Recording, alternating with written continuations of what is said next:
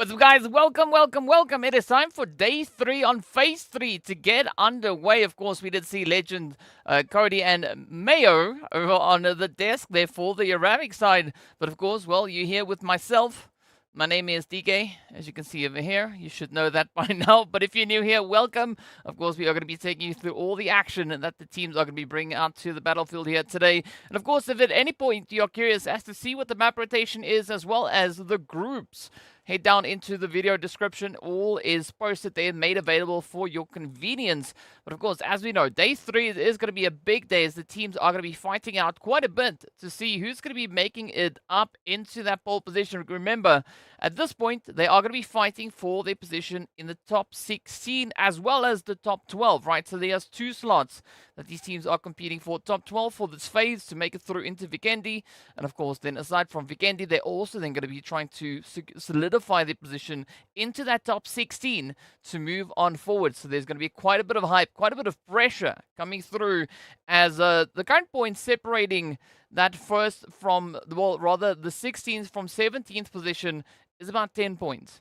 Right now, we've got a team, as you could see in the video description, as well as on the thumbnail. That is the team that is only 10 points away from making it into the top 16. So there is going to be quite a bit of pressure on the shoulders here to see whether or not that is going to be the situation. But of course, for today, we are going to be starting it off with a beautiful bit of Sanhok, after which we are going to be heading into double dose of Erangel, followed by a double dose of Miramar. So there will be ample opportunity for the teams to get right down to business. And of course, as we know, first match, the players from Group E, they are going to be sitting this one out. So they're not going to be playing any Sanhok, but instead they'll be playing 2 Erangels and 2 Miramar. So lots of opportunities for some pretty mad points to come through for our teams. So let's see. Yeah, big welcome to everyone in the chat. So we got Crowns in the chat. We got Dr. Strange in there. We got Azza. We got Kenty also not joining us. So welcome. Good to have you all here. And yeah, excited to see what day 3 will bring. Of course, we've had a day break. So we did see the first 2 days already coming in quite aggressively as the teams were trying very, very hard to get themselves secured. Of course, back on the previous day, which of course was day 2, we had 3 Miramars come in. We did see the players from Brute Force securing all three Miramars, taking the victory on each of those maps. So I'm curious to see what that approach is going to be moving into today, right? Will we see another dominating performance come through, or could we have a potential team that is going to be rising up, looking to dethrone the players there from Brute Force?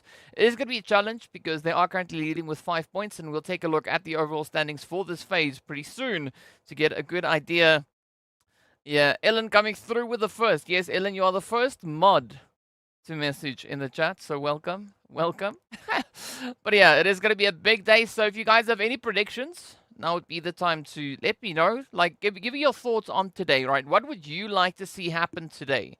Any particular map that you are really looking forward to, or just give me your general overview of what you think today is going to hold as the teams are going to get ready for a lot of that action. Of course, now it is time for us to take a look at the standings. This is the big overall standings, right? So you can see NIGMA holding on to first, leading with a beautiful bit of points there. As you can see, 65-point lead, or that's 67 points really. So that is quite a lead to be contested. As you can see, they are definitely running away when it comes to those eliminations, right? 289 points. I mean, looking at those points, that would, basically put them all the way in about 12th position. So that is pretty impressive to look at, but it is a nice little tie that we see coming through here between IKURD and RTG, both teams sitting on 293. But as I said, right, the play, at least on the overall league performance, is going to be for that top 16 slot. So we can see the players there from Team GQ currently sitting on 234 points. And as we'll move over on towards that second page, this is where you see that there's a little bit of a difference, right? Slight little drop. Moving down into that vision, of course, only 8 points away from, hopping in and potentially contesting for that top 16 slot. But nothing really is secure at this point, right? Looking at the total amount of points that Vision need to gain that entry, they could even take it a bit further. Look to acquire 15 points, maybe even more than that. Go for 31 points, and they could move themselves all the way up into with 14th position. So nothing is secure, as the teams will still have 3 more days of action to fight it out, to see who's going to be the top 16 to make it through. And also, we'll get to see who will be our top 12 teams to make it over onto the lovely Vikendi. But Vikendi is only going to come around all the way on Saturday, so there's quite some time still to wait. In the meanwhile, we are going to be looking at a breakdown here between the side of GQ and Vision, as both teams have their comparative points here. But of course, this is the overall performance that we've seen so far in this phase. So I'm curious to see how that is going to impact their performances here today. Whether or not we'll see Team GQ potentially looking to improve those standings. 764 average. I mean, it's a decent figure, but, you know, it could be higher. So let's see if that is going to be the case. I think that might be across potentially the entire league at this point. I'm not quite sure. As I said before, my Arabic, not really on point. There's a reason why I'm doing the English broadcast and not the Arabic one. But, yeah, let's see. Ilan saying that Twisted Minds will be among the top 16. Well, they currently are situated in the top 13, or they are currently in 13th position. So, you know, we can be hopeful. And, of course, the difference between 13th and 16th is currently sitting on 26 points. So, again, they're also not exactly in the most comfortable seat. But we know that they are more than capable of defending that position, ensuring that they stay there. Of course, Tofi going through with a beautiful knock. I mean, we've seen so many glorious vehicle plays, right? Either players getting uprooted, vehicles flying over roofs, or, you know, just players running each other down. Some very hot and spicy plays indeed that we've had so far. But we are going to be looking at quite a few different teams rather. We're now currently looking, as you can obviously make out, between Vision and the players here from Team GQ. Here's to see what we are going to be getting in the remainder of the breakdowns here. But some phenomenal sprays. I mean, this Sanhok, oh, yeah, that was a very, very exciting play that we had come through there. It was always nice to have a beautiful bit of a jump shot here, as we did see Mon come through. I mean, Mon almost lost it on this one. As you can see, that health bar taking a little bit of a dip on that one. As we don't know if Crypto is back in just yet. I'm pretty sure we'll find out as soon as we hop on the plane to see what is going to be cooking. But for the time being, I don't know. I don't know. Could be, could not be. I don't really have any information on that. Of course, we do have our analysts that usually pop into the chat. That could give us a bit of an update on that. So I'm sure the moment that Moise arrives before the game starts, if they do, they'd probably be able to give you a bit of an idea as to whether or not we are going to be seeing Crypto step out on towards that battlefield. But yeah, today, big day.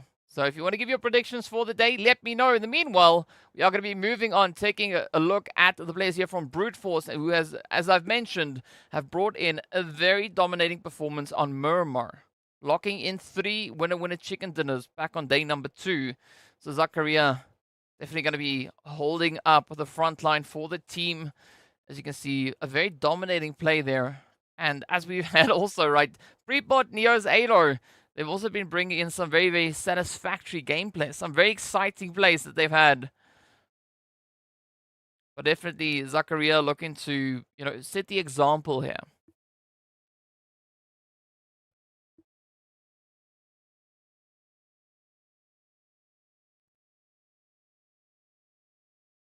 Again, some great timing coming through on that one there. I think this was the match that Brute Force won. Yes, obviously, this is all the way from day 2. I don't know why I'm even second guessing it. Yeah, it all boiled down to this last little bit. Neo stepping up at exactly the right moment, sends out the nade. First the first one, then the second, and that was it, right? That was all they needed to lock it in. Moving into the second Miramar of the day. I mean, this is where we saw the players from NIGMA Galaxy actually getting sent back quite early on. I think they went out in 16th place in that batch. So definitely not the kind of performance that we were expecting to see come through from the side of NIGMA. But, you know, as we just saw on the leaderboard, NIGMA still holding on to a very strong position. So we're not necessarily going to be all too worried as to whether or not they'll be able to make it up in towards the finals. They are still, however, playing for their share of the bonus points, so whatever additional positioning they can secure, at least in this phase, will just aid them even more moving into those finals.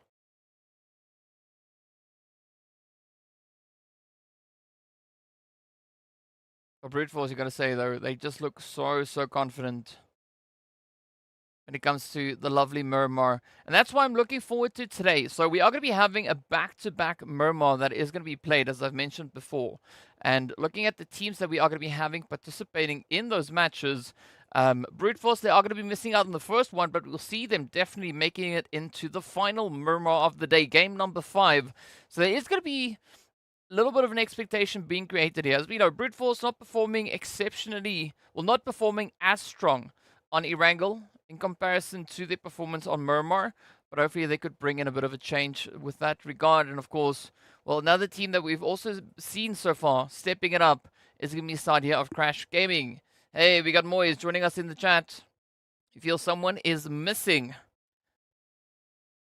Yes, Ellen, Crowns was here way before you. So obviously, Ellen, we're at the start of the day, so we still have all 5 maps remaining. I mean, what kind of a question is that? How many days have you been here, Ellen? You should know this. But either which way, we are going to be looking at the side here of Crash Gaming. A few highlights from their performances over this phase. I mean, Crash also securing themselves a very decent amount of points. They did get that one winner chicken dinner as well. I believe that was on Erangel, if I'm not mistaken. So having a double dose of back-to-back Miramar and Erangel coming through is going to be a lot of room for upsets, right, for teams to bring through that consistency. I think the teams that are going to be the happiest about that is, of course, the teams that are going to be missing out on match number 1, because they are going to be playing it straight through, right? So if you're in Group E, I think that could be the best place to be. Let's see what else we got in the chat. I am part of the Naughty Gang. I don't know what you mean by that, Grounds, but sure, let's go for that. Are you watching the Asian Championship? Yeah, no bad. No biggie. We got you here either which way. You gotta explain, Clarence, you gotta explain that to me, please. Please. I mean, if it's something with knowing, you know, if it's something that I can say on stream, then yeah, go ahead. If not, just DM me then on Discord. But either which way, I mean, this was such a great play. I definitely got to say, out of the side of Crash Gaming, I'm excited, especially about 2 players, right? Jafar, obviously, because if Jafar shoots from afar, it's magic that happens out on that battlefield. And I got to say, the other one is definitely going to be ABDE, right?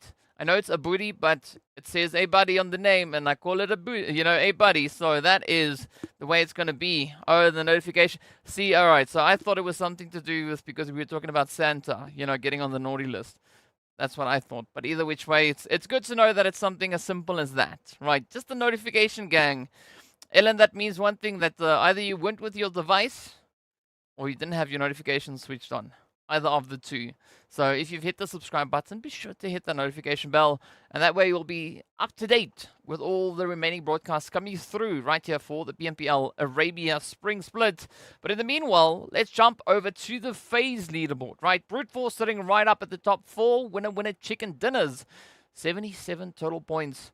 You got Crash and Sly, both teams tied on a glorious 72 points either side. But of course, just below that, we got a beautiful tie again, then on 59. So, IKURD, Crash, they need to step it up today, because the teams that are tied with them sit there without a single winner chicken dinners. The ties, however, don't stop there. You got R8 and the only one then up in that 10th and 11th position. So curious to see how this one is going to evolve, as the teams will be stepping out once more. Hey, what's up, Simp? Welcome. Yeah, I just say, hey, buddy, because 1, it's fun to say, and 2, it's fun to say. Oh, and then of course 3, it's also fun to say. So you know, that's kind of my my reasoning behind that. Right, so I'm just gonna go with You know, the one that's fun to say, which is, hey, buddy, right? So, yeah, a lot of opportunities I'm hoping for today to see come through from the side there of Crash Gaming. I mean, looking at the first map that we are going to be stepping on towards is, of course, going to be the side there of Sanhok. And their overall performance when it comes to Sanhok for the side there of Crash Gaming, I mean, they found one of their winner chicken dinners there. They sit with a grand total of 42 eliminations that they've been able to secure. So I'm hopeful that they could potentially look to step it up. I mean, based on all the team's performances that we've seen on Sanhok, they're also our 5th highest performing team, right? They sit with an 8% chance of securing themselves a winner chicken dinner. R8, they are definitely the team with the highest probability to lock in that chicken, but you know, we've seen that not always being the case. And of course, remember, be sure to go vote for your favorite team. So go give them a shout out on social media. You know where to get a hold of all of that. And if in any case you feel lost, you don't know what links to go to, you can also just scroll down in the description. They're all right there at the very bottom. At the very bottom. Wow, English, please. Speaking about English, here is our map loadout for the day. As I mentioned before, Sanhok, double dose of Erangel, double dose of Miramar. So yeah, a lot of spicy excitement about to come on through. What's happened to the Falcons? I mean, they might have had their wings clipped, right? That could be a thing. They might have had they might have gotten their wings clipped. At least looking at the phase performance. If you want to see them, you know, try and push a little bit. They do have a winner chicken dinner though, so it's weird to see them with only 28 points to their name. If we look at their performance or their positioning, however, on the league overall, I mean, Falcons, they're up there. They're sitting right alongside the players from Twisted Minds, all the way up in 12th position. So they don't necessarily need to be too worried about their performance coming through. This looks odd. Look at this. A tall guy and a short guy walk into a room. The one says to the other, let's get ready for the game. That was not a joke. I don't know where I was heading with that one, but either which way, we are going to be hopping straight into our first game of the day. It is Sanhok. We can hear the plane now, just prepping itself up. That is what we're hearing in the background.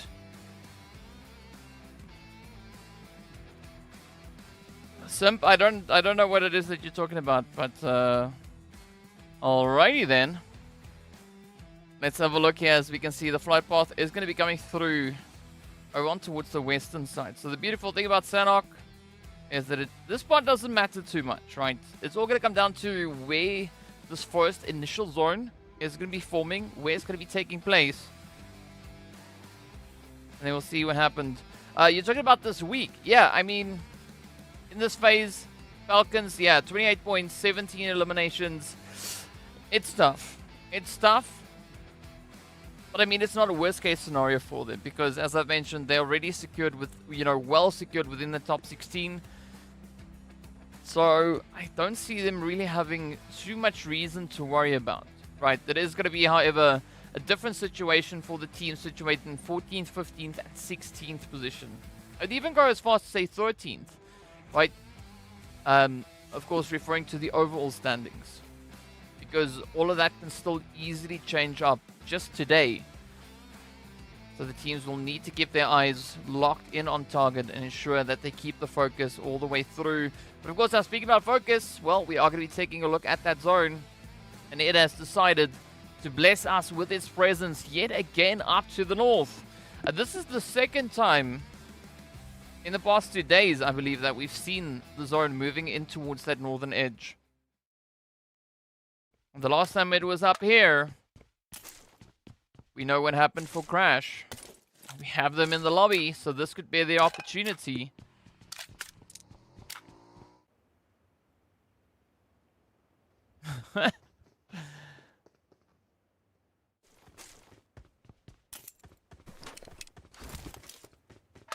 No, Yasir, you are not late. The team's literally just touched the ground. What's up, Iskar? Welcome, welcome, welcome. Right, now we're getting ready for a bit of excitement, right? Sanhok, a good map to get the day started on. It's going to allow for a lot of aggression, a lot of crazy insanity to come through.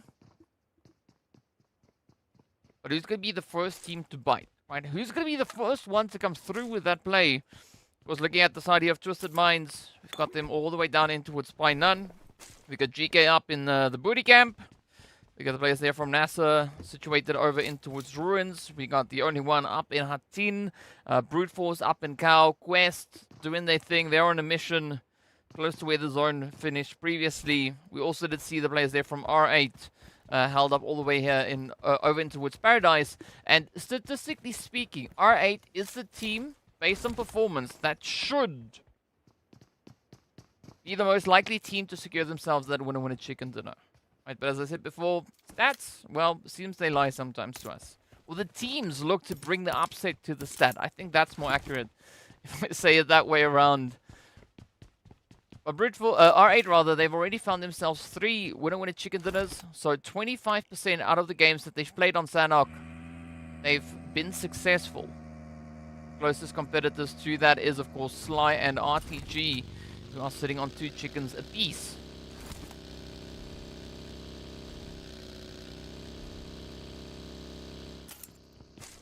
Alright, so Ellen and Simp saying that Twisted Minds are going to be top 5 in all the matches today. So is that including the match that they're not playing? Or is it not, is it exclusive of that? Are you referring to all 4 matches that they're playing today? What's up, Satsuro? Welcome to the chat. Alright, now it's going to be Conquer Iraq. Trying to keep the side there of GQ at bay. Ooh, they do find the first one as Evo Station. Gets a little bit of a warning shot fired across. Down they go. It's now up to Tofi.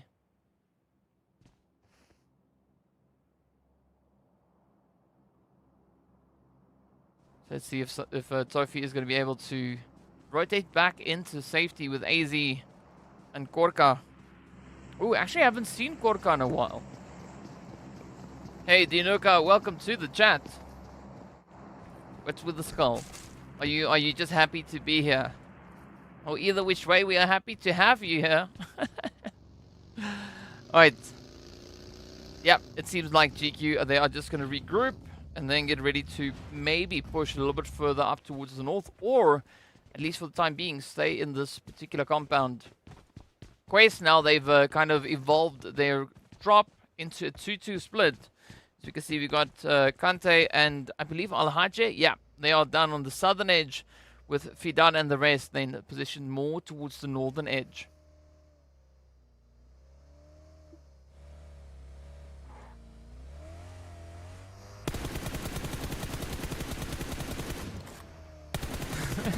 Ooh, look at Alush go. Now getting taken on down Salam. Yep, down they go as well. Some very quick reactions coming through here from the only one. Let's see whether or not Sanji will be able to lock in that spray. Alush now keeping them pretty much pinned in that position. Yeah, M4 spray at that range, it is quite challenging. Does seem like the QBZ is going to be a little bit easier, a little bit more steady. Well, that could just be the settings on the 3x scope that they've got on that one.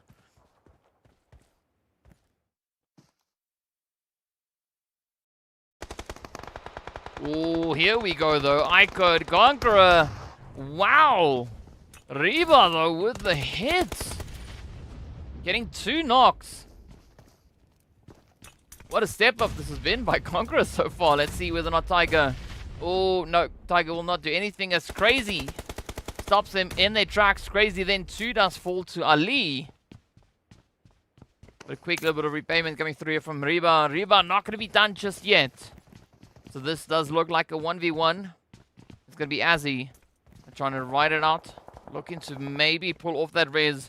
But they have to be really quick about it. As you can see, R8, they are going to come to inspect, right? They've heard the noise. Now they want to see what's all about.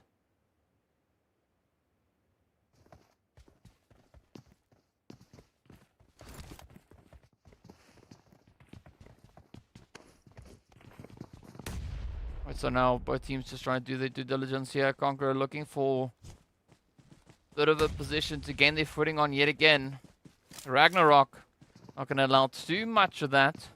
As R8, they want to jump at the opportunity. Meanwhile, Santa from GEEKAY moves in all the way from the southwest. I mean, we were focused or really like concerned about the push coming through from R8, but instead GEEKAY with the upset.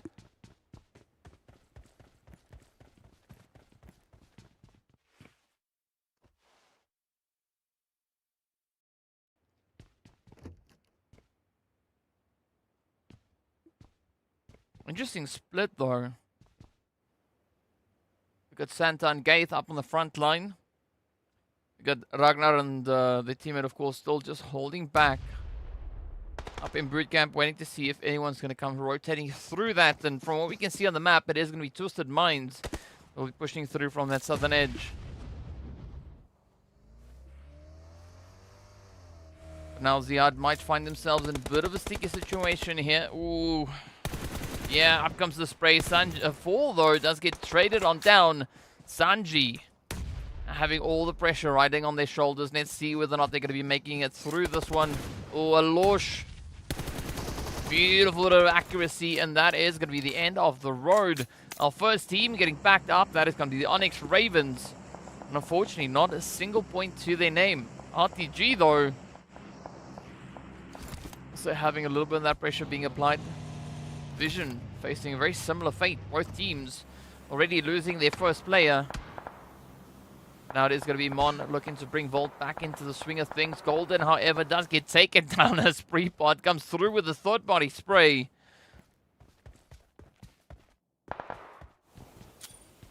So curious to see whether or not Crash are going to have another phenomenal run here. Or could we eventually see the Blaze there from R8 just locking in that consistency.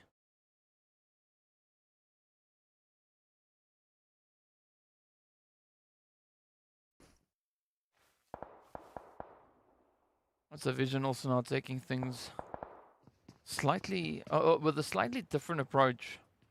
Saif not going to be closing the gap there, you're not moving up on towards Mon. Instead, they will be keeping that split. Trying to bring in an extra little bit of coverage. GEEKAY, though, still positioned down towards the southwestern side. I like what R8 are doing. They're starting to just spread themselves out a little bit more, getting more angles onto the side of IKURD. But not exactly being able to secure those eliminations. Meanwhile, NIGMA, they've now snuck themselves up onto what Imperium would call the Chungus Mountains, right? You can see Rauf up high, holding a nice bit of overwatch. NASR trying to get over to Alush to bring them back on their feet. This could be the opening now for the rest of the NIGMA team to really bounce and strike into the side. They're the only one. I mean, they've got a great angle potentially over towards Luffy. Not quite sure about Ziad, but definitely they could get that up into Alush and NASR as well.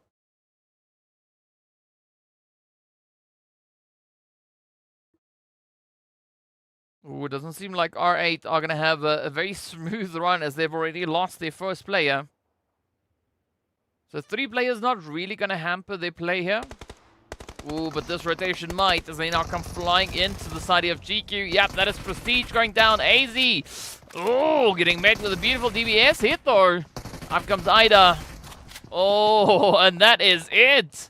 R8 very swiftly taking care of the side there of GQ. So this does build some really good momentum for them. But will they be able to maintain that flow? Now up comes the first test.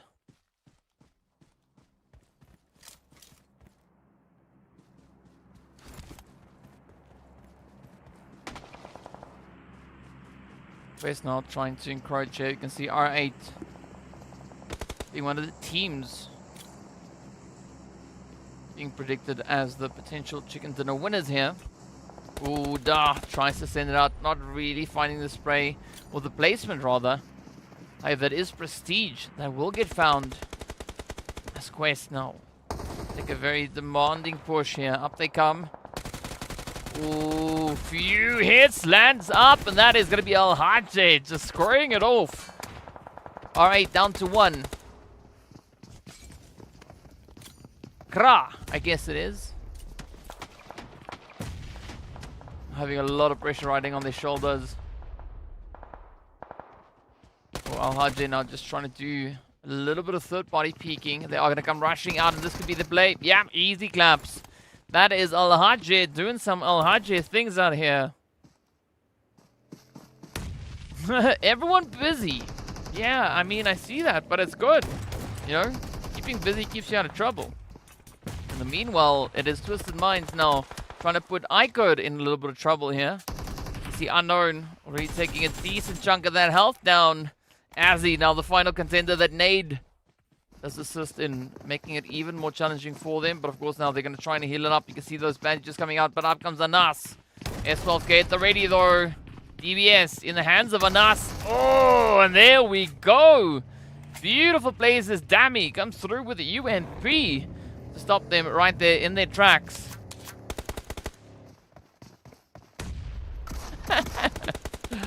Anas though not going to be stopping there. Finds yet another hit, and it's going to be Santa to get mowed down. Let's see whether or not Ragnar Gaith on a hope will be able to avenge their fallen teammate. I love this contention coming through onto the edge of zone, but of course now everyone needs to head back up north, and this looks very similar to what we had in the previous Sanhok.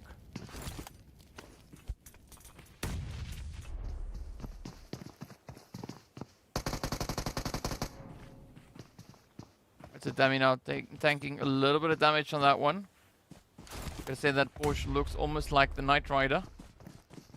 Ooh, but that's gonna be enough though for Gaith. Find the knock onto Dami. Anas already taking a big chunk of damage. Easy now needs to keep it nice and steady. Almost strafing up into that spray. Yeah, I'm not quite sure if Anas is going to be able to survive this one, but Easy now. Oh, getting dealt a heavy hand. As Gaze secures it. Oh, the dance in the smoke comes through. Anas has run out of ammo. Oh. That is super unfortunate for Twisted. At least, though, they get sent back with 5 eliminations up. But up comes the rush now. Crash having to defend as the Falcons come swinging on in. Yusuf never alone, already getting downed. It's now up to Powerful. Oh! Well, if you were curious as to whether or not Crash are going to be able to secure themselves another performance, the answer to that now is obviously no, as they've just been sent back, taken right off of the map. But of course, here goes NIGMA. Down to 1, it's all up to Hamodi. Oh, Starch with a beautiful bit of pre-fire. And that is going to be all that's needed to bring an end to NIGMA, sitting them out in 9th place. Down to the final 8 teams we go. We get the only one, and Brute Force now up towards the northern edge of zone. Falcons are going to be holding on to a little bit of hard cover. Quick, Quilla! In the chat, welcome. Oh, here we go. NASR, though. Oh, a very, very expensive play. They are down to Starch. And Starch not looking great with that health bar. Yep, of course, the blue zone is going to lend a helping hand. And down they go. 7 teams remain to duke it out, to see who's going to be the one to walk away with that winner chicken dinner. Ooh, down goes Kalaga. Beautiful range hit coming through there from Ado. Zone pulling very close to where we've seen it finish up in the previous Sanhok. But as we know, we are not going to have the same outcome this time around. Again, Tatmok being in place, so there is still a little bit of that hard cover to utilize. You can see, of course, plays here from Vision doing exactly that. And they are trying to envision the victory.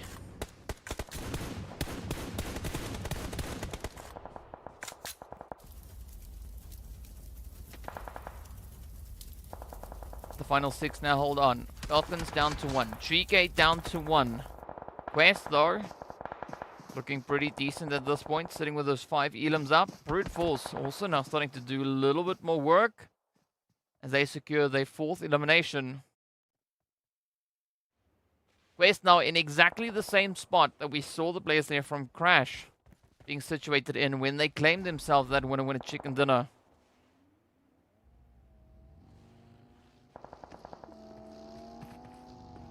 But how are they going to look to play this position, though? The only one still holding steady. But it was a quick look back at how NASR pushed in on the side there of NIGMA. Down they go. Now it's going to be NASR on the front line. Al-Hajj already taking quite a bit of damage. But up comes the push. NASR quickly just falling back, giving Al-Hajj the opportunity to get themselves matched right on back. Oh, beautiful nade. That one does lock it in. Luffy also holding a nice off angle there. But will we see Luffy push in? Looking to see if they can potentially claim a free prize on this end.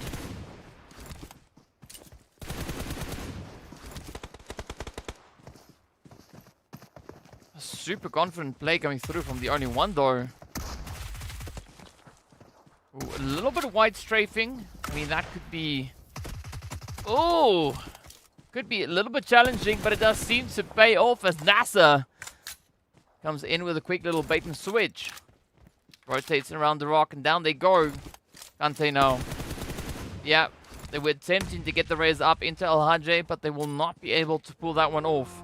Brute Force in the meanwhile, looking pretty confident, still holding on to a full 3-piece as they now start to make the play for the zone. Pushing up on this ridge as well. Almost have a good angle up on towards Ragnar.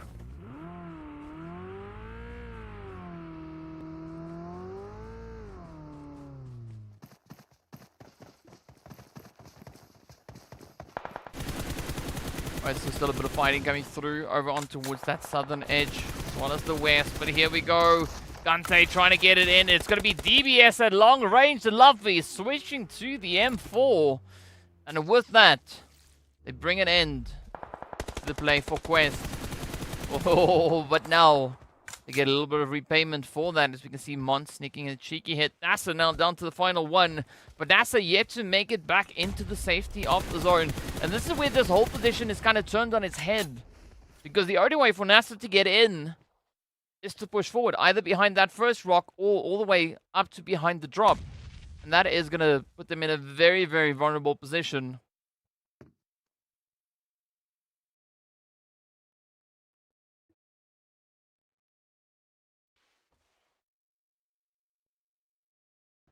Now it's going to be Ragnar just waiting patiently up north. NASR, yeah, they don't have many choices at this point. Oh, and there we go. It is going to be Volt, though, to lock it in. Down to the final 3. We are going to be looking at a potential 3v2v1. Yeah, it is exactly what we'll be having. Brute Force looking to kick off the day on a very, very strong footing here. I mean, seeing that they won't be able to play that first Miramar, they might as well just let it all loose right here on Sanhok.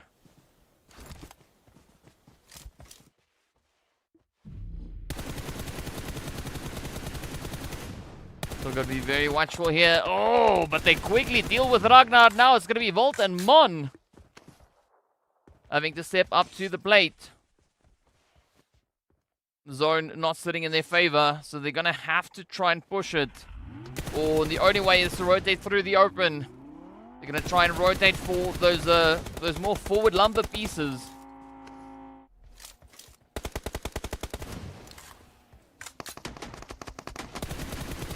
Oh, here comes the play, though. I like what Mon and Volt are doing here already. Mon sitting with 3 elims up. Are going to be looking to bank on a few more. But will they find the necessary angles? The zone, of course, also now shifting in the favor here of Vision. And this could maybe put Brute Force in a little bit of a more challenging play. Zakaria, I love that setup. Almost positioned within the zone, just holding on the very, very edge. Now it's going to be Ado. Rebot, making the run. The first does fall. Welcome C, welcome to the chat. Mondo gets taken on down. Zakaria reaches in. Gotta watch out for Volt, though. Oh, Volt sends it out, but there we have it. The blow is in. Zakaria closes it out. And that is gonna be Brute Force picking up yet another winner chicken dinner. That is technically kind of a back-to-back because they won the last match in the previous day. And they come into today with an absolute banger, just popping off, coming in with a very, very successful run. You know, what more could you ask for? I think Brute Force, they are going to be looking to make quite a bit of a statement. That, of course, now is their 5th winner chicken dinner in this phase. So phase 3 definitely looking absolutely amazing, especially if your name is Brute Force. So well done to them. What a play that was. But again, that position working out in their favor. I was actually surprised that Vision weren't able to really leverage, you know, the hardcover in their favor. But again, you know, it's hardcover versus beautiful terrain elevation. It does seem like Brute Force, they were just so confident and so comfortable playing in that kind of terrain that they were able to secure themselves the victory. So well done to them. Yes, big shukran. Big thank you going out to the amazing plays that we've had so far. But yeah, now we get to see what that point situation is going to be and where these teams find themselves after that first bit of excitement coming through. And of course, now hopping straight into it, we can see the players there from Brute Force securing themselves a glorious 18 points, 8 elims. The only one also then sitting with 8. But as we move down, Vision, GEEKAY, and Quest, each securing them 5 eliminations. Twisted also then coming through with 5 elims. But unfortunately, they don't have any placement points to add to that tally. Yeah, sir, I don't think that NIGMA's really going down. I mean, maybe for the week, for the phase, yes, because that's what the arrow is showing me on this side. But overall, NIGMA, I mean, they're definitely in a position where they don't have to worry about the finals, right? All they can worry about now is just trying to secure themselves even more bonus points moving into those finals. But again, a whole lot of aggression going through. I actually was quite impressed by the performance that we saw come through there from Reba.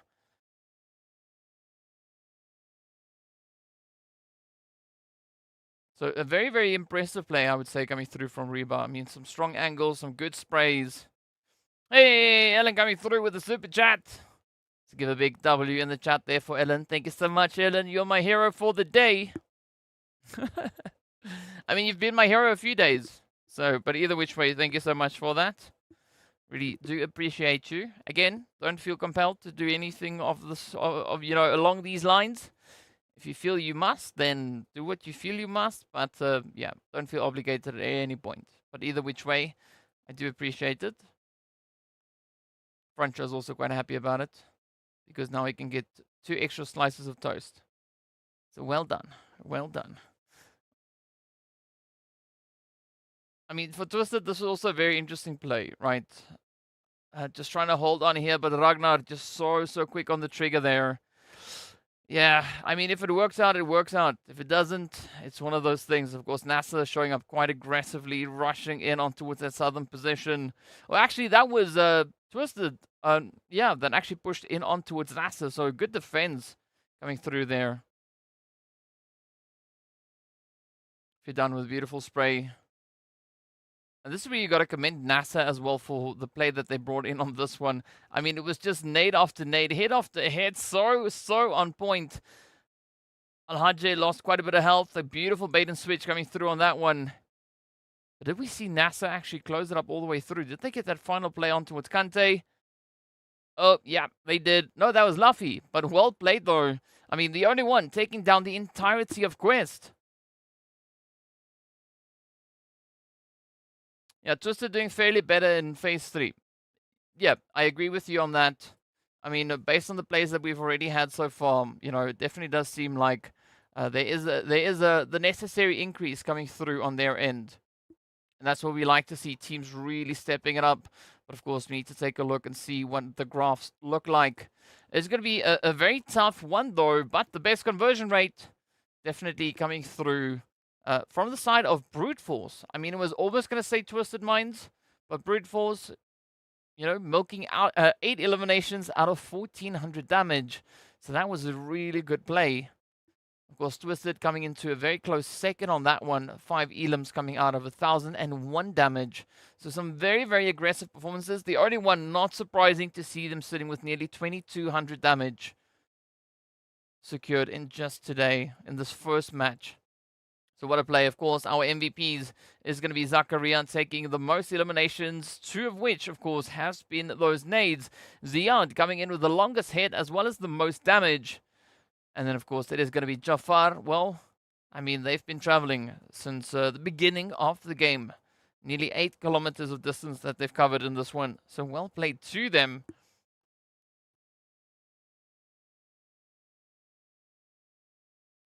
Yeah, at this point, looking at where we've got NIGMA on the board, I mean, it's going to be really tough at this point to really bring in the upset to dethrone the side of NIGMA. So, you know, it's going to take a whole lot of commitment over these next 3 days to pull it off. I mean, it's not impossible, but there's still a few more points that need to be secured. Speaking about points, though, we are going to be looking at the performance here from the only one. NASR with those 3 elims, the 4 assists, Ziad with the most damage, as we saw. And actually, not a lot of health that they recovered on their end. I mean, Luffy only recovering 200 health. And of course, Ziad only recovering 248. So, a very great play. I mean, they were not overly cautious, but definitely being a lot more selective when they decided to move out and really get involved in those engagements. So, yeah, big up to this idea of the only one. But that also then means we are getting ourselves ready to move into our second match of the day. Next up, we are going to be venturing straight over into Erangel. And that means that we are going to be having the teams from Group E that will be joining us back on the battlefield for their first match of the day. Also, players from Group D, they are going to be sitting this one out, right? So that is NASR, ONYX, Twisted Minds, as well as the players coming through from the side of Road to Glory. And, yeah, we are going to be seeing the return there of Sly, the GEEKAY Legends, GANGSTERS, as well as Triple Esports. So if you guys want to give your predictions as to who you think is going to be the top performing team, who's going to be the team to take that clutch moving in towards Erangel, let me know. Hit me up in the chat. Tell me what your thoughts are. The team that has been the most consistent with securing winner-winner chicken dinners is going to be the side there of IKURD. They've already gotten 4 winner-winner chicken dinners off of that. So they've got about a 17%. The second team behind that is going to be side there of FALCONS. They've already found themselves 3 winner-winner chicken dinners. So again, there is a good probability for them to come through. But of course, our top performing team on Erangel is going to be NIGMA Galaxy. They've got the most placement points. They've got the most eliminations. In fact, they're sitting on 111 eliminations coming out of Erangel. So that really shows what they are capable of. I mean, aside from Erangel, Miramar is the other map, right? Their main map, the map that they perform the best on. So there is going to be quite a bit to look forward to once they make it to that point. But yeah, be sure to let me know. A match with no teams. Let's see what predictions we had. Moise says they're going to be going with the FALCONS. All right, so that is the one prediction that we see coming through. I don't see any other, so if you want to drop them in the chat, let me know. Of course, you could also tell me what you think the flight path is going to be doing, like from where to where do you think it is going to be moving, as well as where you would like to see the zone going. Personally, I always love a southern zone, so I'm going to be rooting for a southern zone, so let's see whether or not that is going to be the case. Flight path, it doesn't really matter all too much to me, right? As long as it's an exciting flight path followed up by a southern zone, that is all that is needed, and we are just a few seconds away from dropping right into the game, right into the action to see what our teams are going to be bringing through. So let's see, that should come up on the screen anytime soon.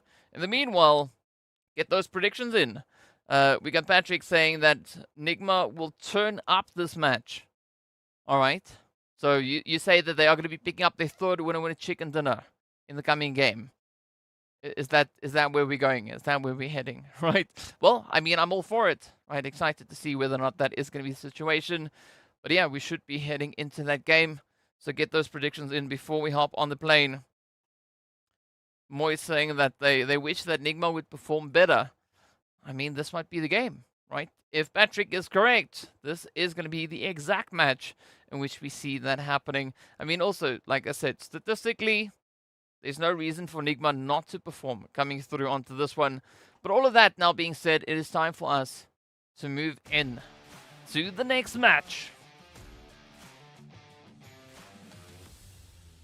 So drop your flight path predictions, drop your zone predictions before we get there.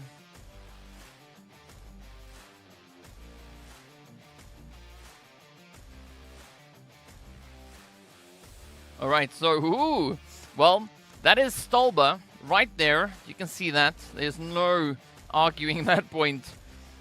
So definitely we are going to be starting all the way up in towards the lovely, lovely northeastern side rather. Getting my compass all messed up here. It is going to be heading right down towards the western side.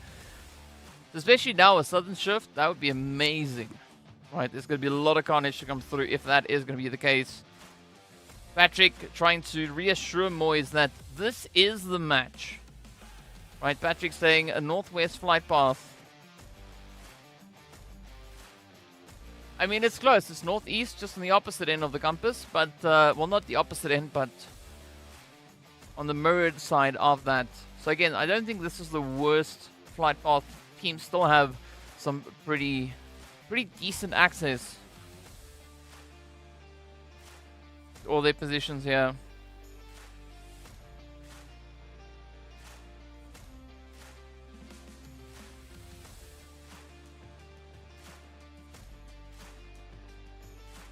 Alright, so now we just wait for that zone to be revealed. Where is it going to take us? Ooh. Okay, okay. So it is going to be taking us towards the western edge. Ooh. I mean, NIGMA, they're going to be happy with this one because they find themselves already situated smack dab center. So they won't have to move anywhere really, at least not for this first initial phase. Let's see whether or not they are going to get contested. Speaking of that contention, oh, Steezy.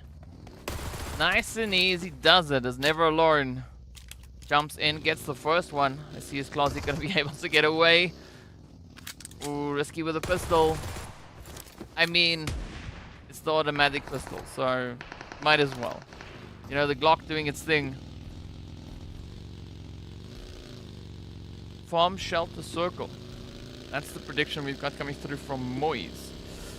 I mean, that's very much on the edge. There we can see shelter, not even being within zone, so it's going to be a tough one. But attacker though, staying true to their name. Oh, double whammy, DBS to the face.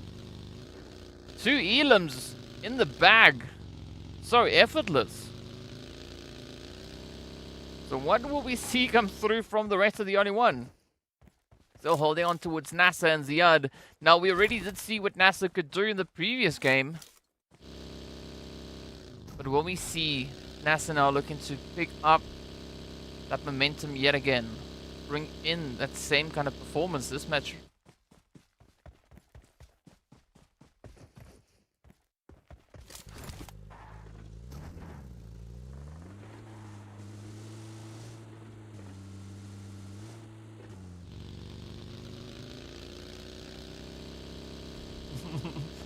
Moyes not being happy with the overall performance of the DBS, calling for a ban. Yeah, see, so this is the beauty of the observer angle, right? Even though for us, it looked like they weren't even aiming on the player was aiming on the player, right? This is just an observer thing. That's why the angles sometimes look a little bit off. That's why you also see a player shooting through a wall or shooting through a door. But in fact, on their screen, well, they can see clearly through the opening, right? So just a little bit of inside info, if you weren't aware of that. The meanwhile, Brute Force, very comfortable position up north. No one there to contest them. Looking at the players here from the side of the Gangsters. I guess to see at which point we'll see a chicken dinner come through for them on Erangel. Because, I mean, they've shown up with quite a bit of aggression, sitting on 58 eliminations across the league. But, yeah, they've not yet been fortunate enough, rather, to secure themselves that winner chicken dinner. The same can be said here about GQ as well. Right? 11 teams have already gotten, well, actually more than 11. It's 14 teams have gotten themselves winner chicken dinners on Erangel. There's just 6 teams that have not yet had the luxury of a winner chicken dinner. That is GQ, the Gangsters, as well as Sly, Vision, the only one, Conqueror, and of course, well, no, Conqueror actually have one. The other one is going to be Brute Force. I don't know where Jihad is, Moise. No idea where Jihad is.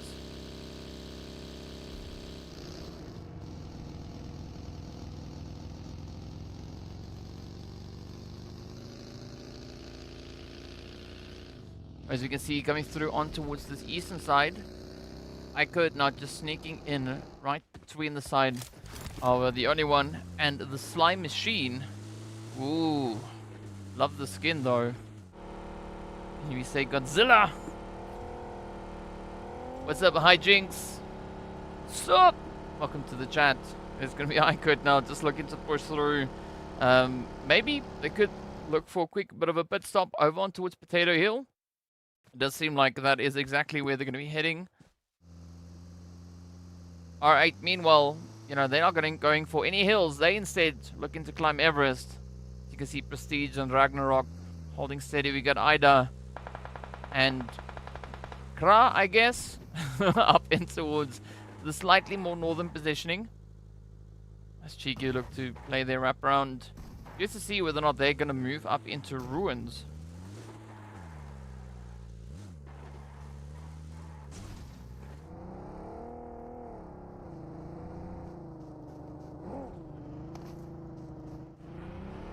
Gangsters also with a slightly exposed play, just doing their due diligence at least onto the compound. You see on the map also that it is open for the taking, so they can move up at their leisure. Ada here with a little bit of overwatch. They've seen the movement come through, but how will R8 play this one? Are they going to full send it? Maybe just keep their distance. I mean, that was an interesting play though, coming through with a few hits and then just disengaging, rotating away from the point.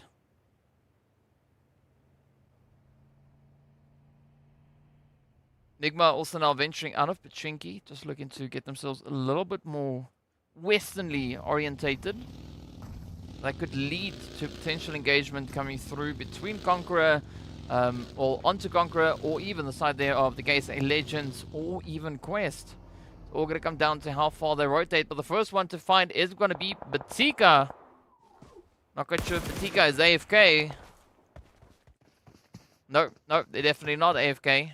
Just waiting for Kroops to come rushing in. Oh, a little bit of a pause, but there we go. DBS seals the fate, and that is Kroops being taken right on down.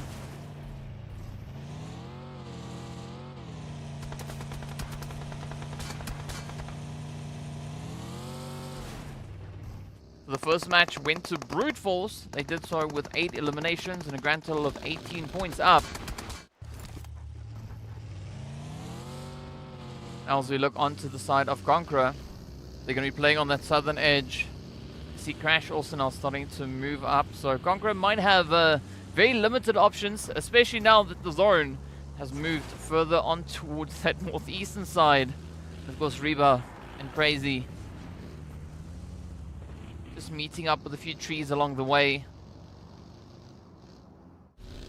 But at this point, I'm curious to see where the rotations are going to go, right? Will we see CONQUEROR potentially looking to play up in towards Rozhok? Because for the time being, Rozhok is completely vacant. There's nobody currently occupying that space.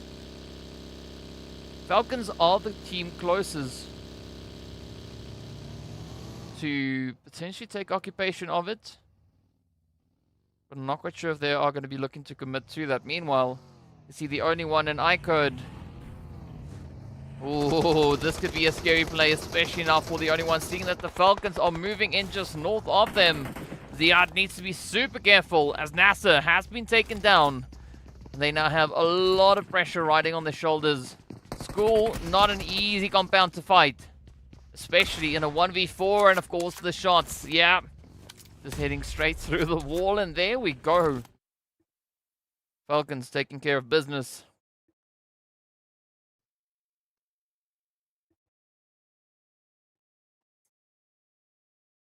Brute Force coming through with a bit of a setup here. But it's going to be a standoff, as we can see. GEEKAY, they've also spotted them. So, you know, there's not going to be any engagement, at least not immediately. So Gaith trying to play it safe. At least they got Santa right there behind them. Ooh, but the gangsters also now starting to move up, and this could bring in a very unnecessary setup for the side here of GEEKAY, as they all now look to rotate. Ooh, and we're not going to have any drive-by plays. So each player is using their own vehicle. Ragnar with a little bit of a nose drift. Comes in, doing an endo. Oh, down goes Santa. Hope! Right there as they rush up into Neos. Will GEEKAY be able to get themselves back on their feet? At least it's knocks. Have not yet been confirmed. Moise, who's chicken? Are you referring to Ellen? I don't know where Ellen is. Ellen's in Norway, that's all I know. Oh, here we go. Neos picks up the first, but unfortunately, they also pay the price. Because the rest of Brute Force, though, not going to allow too much of that to come through, but it is going to be Gafe with a beautiful off angle. GEEKAY not looking to come in with a lot of force here. A lot of aggression.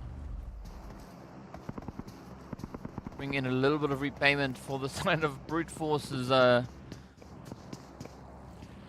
previous performances. So GEEKAY down to 2. Brute Force still going to be holding on to a 3-piece, I believe. Oh, here we go. That could be the opening. That could be the opportunity.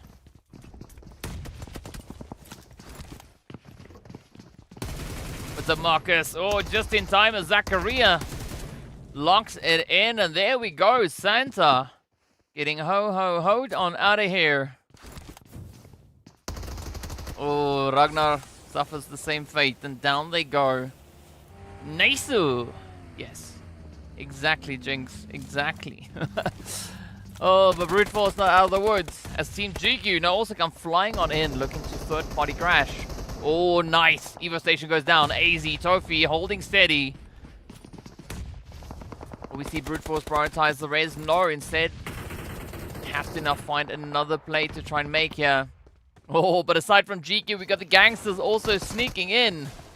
And this could be exactly the opportunity they need. Having that potential third-party setup. Vision also gonna come lurking on in. Hey, Ramiki, welcome.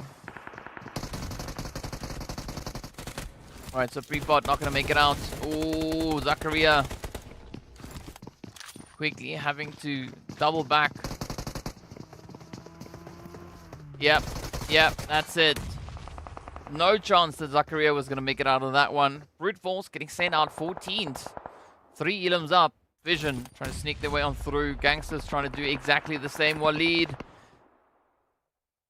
is going to survive at least that first initial nade. A little bit of damage getting secured on that one. We did see a beautiful bolty hit coming through as well down in the the feed. But here we go. Contention up north. Vision not yet secured within the zone. We do see Saif and their teammate rather opting for a more northern rotation, going around the river, looking to come through Razok, leaving Volt behind. So not quite sure whether or not Volt is going to be able to make it out of that one.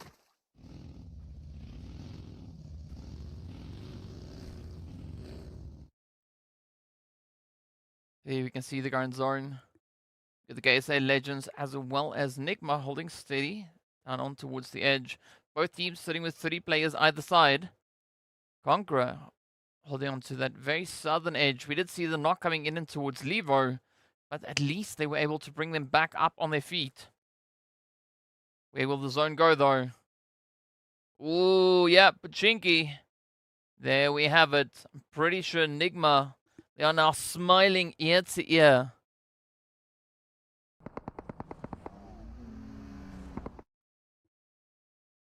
Now we're going to see that mass conversions of teams. Right, Sly already taking their plunge as they move in, but it is going to be the vehicle that is going to be quite well, dangerous to try and utilize at this point. As it's all now down to Attacker, who's opted for more southern approach. Up in school, it is going to be Falcons teaching Vision a bit of a lesson here. They've now taken that wraparound approach. Unfortunately, they will not get any further than this. Volt's still alive, so there could maybe be some hope. Oh, here we go. NIGMA trying to defend, but it is going to be Hamadi getting taken on down. Rauf left to defend. I mean, one nade could end it right there for Quest. Pretty sure if Rauf knew that, they would have sent it out.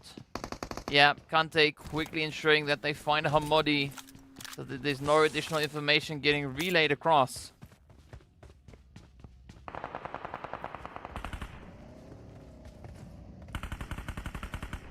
Crash also now just moving in all the way from that western edge. IKURD coming in from the south. Attacker just hiding in the wizard tower. Don't want to get spotted. Don't want to get picked up. Ooh, this is very bold here by Aram. They don't have a helmet on. They're sitting in the buggy. I mean, that is a hella risky play coming through. All the way back up north though, Volt. Gonna try and make the most of the situation. Ooh, tries to get the vehicle at least to go up in flames. That could secure the potential knock onto General. No. I don't think Volt is going to be able to survive this one. The Blues are just causing way too much damage as we are pushing through this fourth phase blue. But it's not been decided just yet. It still could lean either which way. Oh, there we go. General gets the job done. Vision getting taken right on out of here. Down to the final 12 teams we go.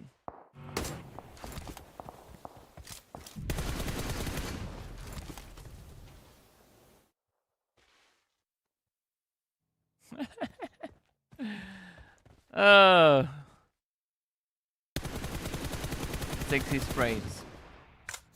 Yeah, something like that. But let's see what is going to happen in the meanwhile as Ida tries to spray down the side here of the gangsters. Ooh, surprisingly the vehicle not being hit as much though. But that is not going to stop R8 from trying. Definitely they've been able to find a wheel, right? That's why the vehicle is moving so slowly. But the Falcons already in position.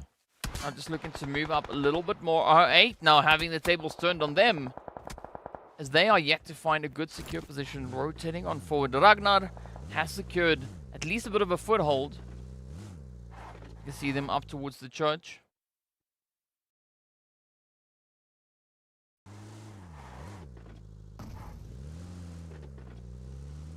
Oh, but the zone now going to be pulling on towards the western side. And I mean, this is still a beautiful setup coming through for Crash, as well as the side there of R8.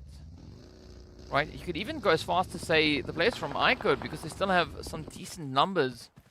But if we look towards southern edge, we can see the kind of situation that IKURD find themselves in. Opting for a 2-1-1 split. I mean, it's not a bad call, looking at the terrain that they have to work with. Oh, but here we go though. Falcons want a bit of a trade on towards Malik. Malik, of course, right on the edge of zone. Falcons yet to fight their way back into that zone. But at the moment they take care of either the gangsters or the gangsters take care of the Falcons, it is going to alleviate a lot of that pressure coming through on towards this northern position. Oh, of course, a little bit of vehicle uprooting coming in. Falcons not going to allow anyone to sneak past them. Oh, Hero getting taken down to 0. And now it's all down to General. General at least coming through with those 3 eliminations up on the board. This is going to be a very, very tough play coming through here for General. You can see Hero nowhere really in sight.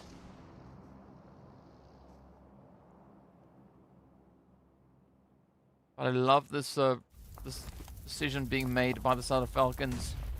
Just moving up, trying to assert themselves here.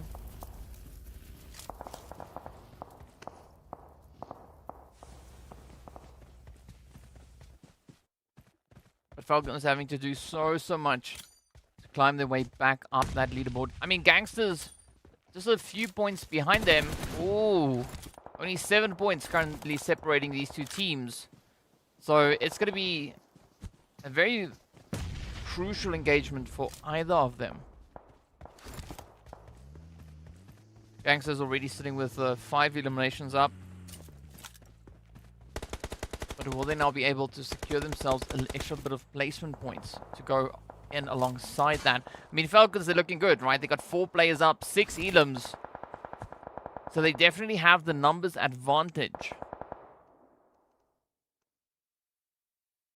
But will we see them potentially get distracted by the rest of the teams just holding to that southern edge?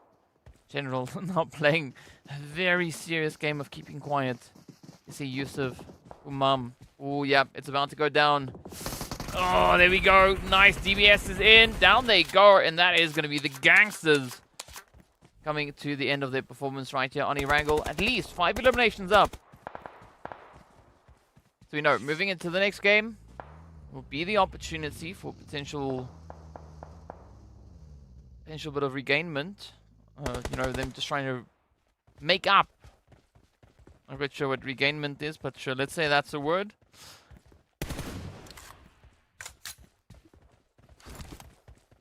But the Gangsters will definitely be stepping out onto the battlefield again in the next match. Let's see if things will be better for them. In the meanwhile, R8 slowly pushing forward. Ragnarok still holding in the church. Trying to gather some information.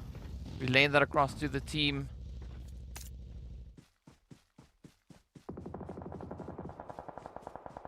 Moise, remind me again what your prediction was, because you've sent quite a few messages in the chat.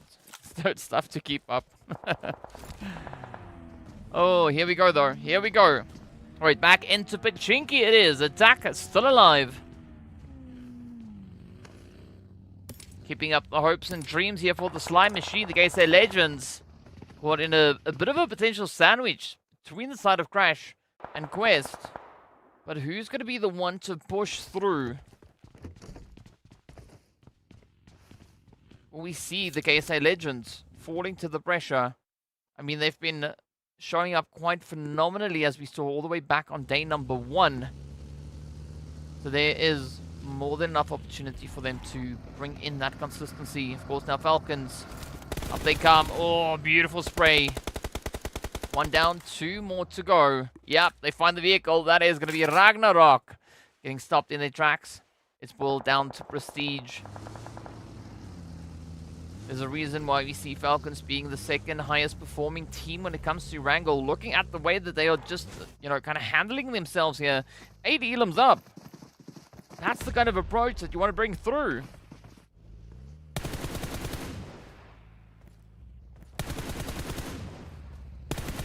Phenomenal showing coming through from the Falcons. 9 elims, that is it. Yusuf had to find that additional elimination to put themselves up onto 3. Let's see what Triple will be bringing in on this one. They've been keeping it kind of quiet so far. I mean, for the phase, they are pretty close to potentially making a play for that top 12. I mean, they still have the opportunity available. Let's see if they'll be able to secure a strong enough performance.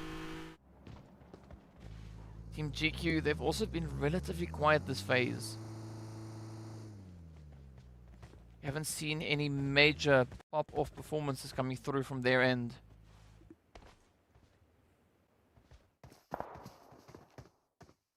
But moving up into Pachinki, this is where we are going to be seeing a very, very tough play. City finishes, always something to look at. So there is going to be quite a bit of insanity coming through here. We still have Raouf holding on. By some miraculous way, they've not yet been spotted out.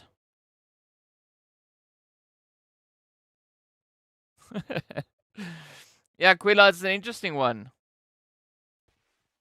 Pachinki's own NIGMA down to 1. It is what it is, right? Moise, remind me what your prediction was. Let me know. Let's see. Ooh, I mean, how's that? Pure PUBG, right? Puts the drop on the roof. If you want it, come and get it. But just know that you are going to be stepping out into the open. So it is going to be a very tough one to try and secure. But oddly enough, even though the zone has just shrunken down, we're not seeing any major plays coming through just yet. Everyone just trying to keep it nice and quiet. 10 teams alive. Here we go. GQ just trying to improve their current positioning. Just heading into an extra bit of hard cover. I mean, they go from hard cover to hard cover. Outside of zone to just inside of zone. Prestige, though, they still have to make a play for zone. Not exactly secured, but they are going to have the side there of Crash. Patiently waiting, as you can see Kevin and ABDE up on the front line. Oh, Moyes, yes, Moyes said Falcons. Alright, well, let's see, as they've just lost Never Alone. Oh, Yusuf now getting found as well. Umam, powerful. Try and keep it up. But all the focus is now going to be turned on to them.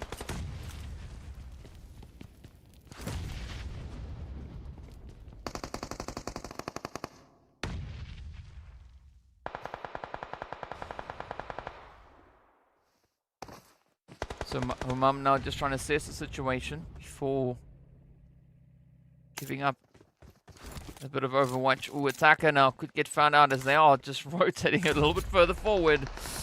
Oh, yeah, there we go. That is, in fact, exactly what happens to attacker. They've been found. Down they go. Quest. Have a bit of an opportunity onto the side there of GQ. But GQ also got to still watch out for the side of Falcons. You can see Umam really going to be looking to leverage that position. But Azzy might deny them any access.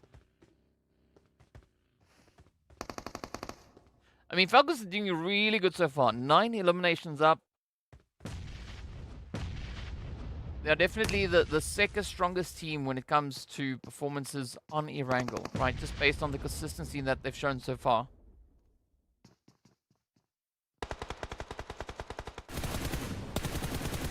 Oh, good sprays coming through here from Da.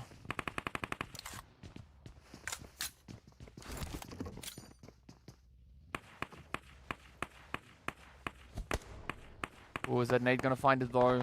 Good reach. Yeah, it does find quite a bit of damage onto its Evo station, but look at that Tofi! Oh, forgetting about the door of the zone now, just gonna be centering up on itself, and this is just gonna open up a whole can of worms.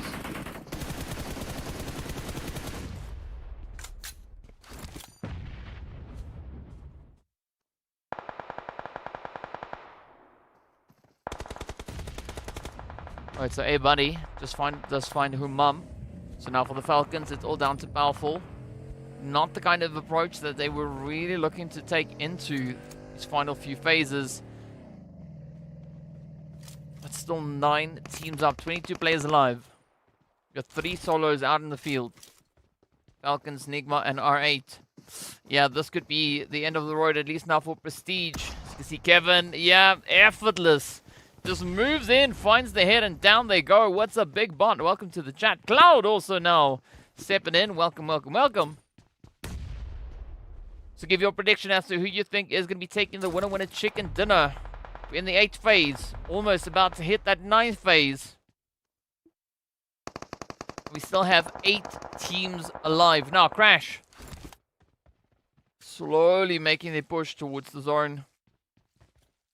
But they do find themselves on the outside. Jafar, though, getting hit with a beautiful nade.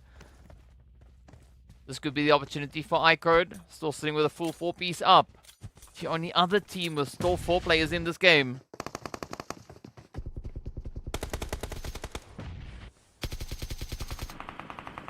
Ram with a little bit of pre-fire hit, fishing for those hit markers out in the smoke. Rauf just sitting there enjoying the noise. I mean, essentially at this point, any which way you throw a nade, you could potentially find someone. Ali now does get confirmed up. Down they go.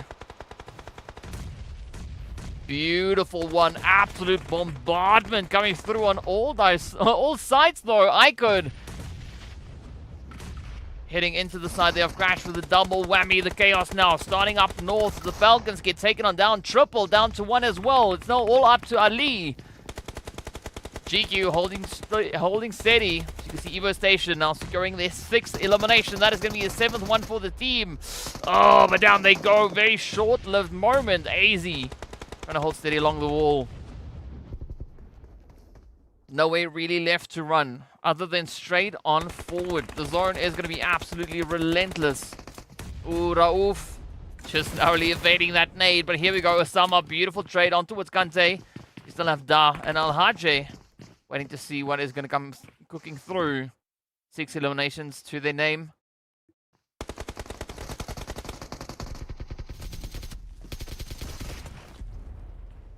Alright, so Raouf does get confirmed. Azaram locked in the spray. Beautiful follow-up going through here from Kevin. Oh, Al-Hajj is going to be falling to the DBS. Osama up on the roof. Gotta watch out for Spider-Man. Kante, oh, gets jumped on quite literally, and Osama just letting it rip. Down they go, but of course they also then get picked up as Crash comes through with a beautiful opportunity. IKURD now going to be looking to hold on steady, but it's going to be Crash moving in with still a full 3-piece. It is a 3v3 fight to the finish. This way and that they go, but Crash rise to the occasion, securing themselves that winner-winner chicken dinner. And doing so phenomenally. What an amazing performance that was. Crash stepping up with the clutch. What a way to go indeed.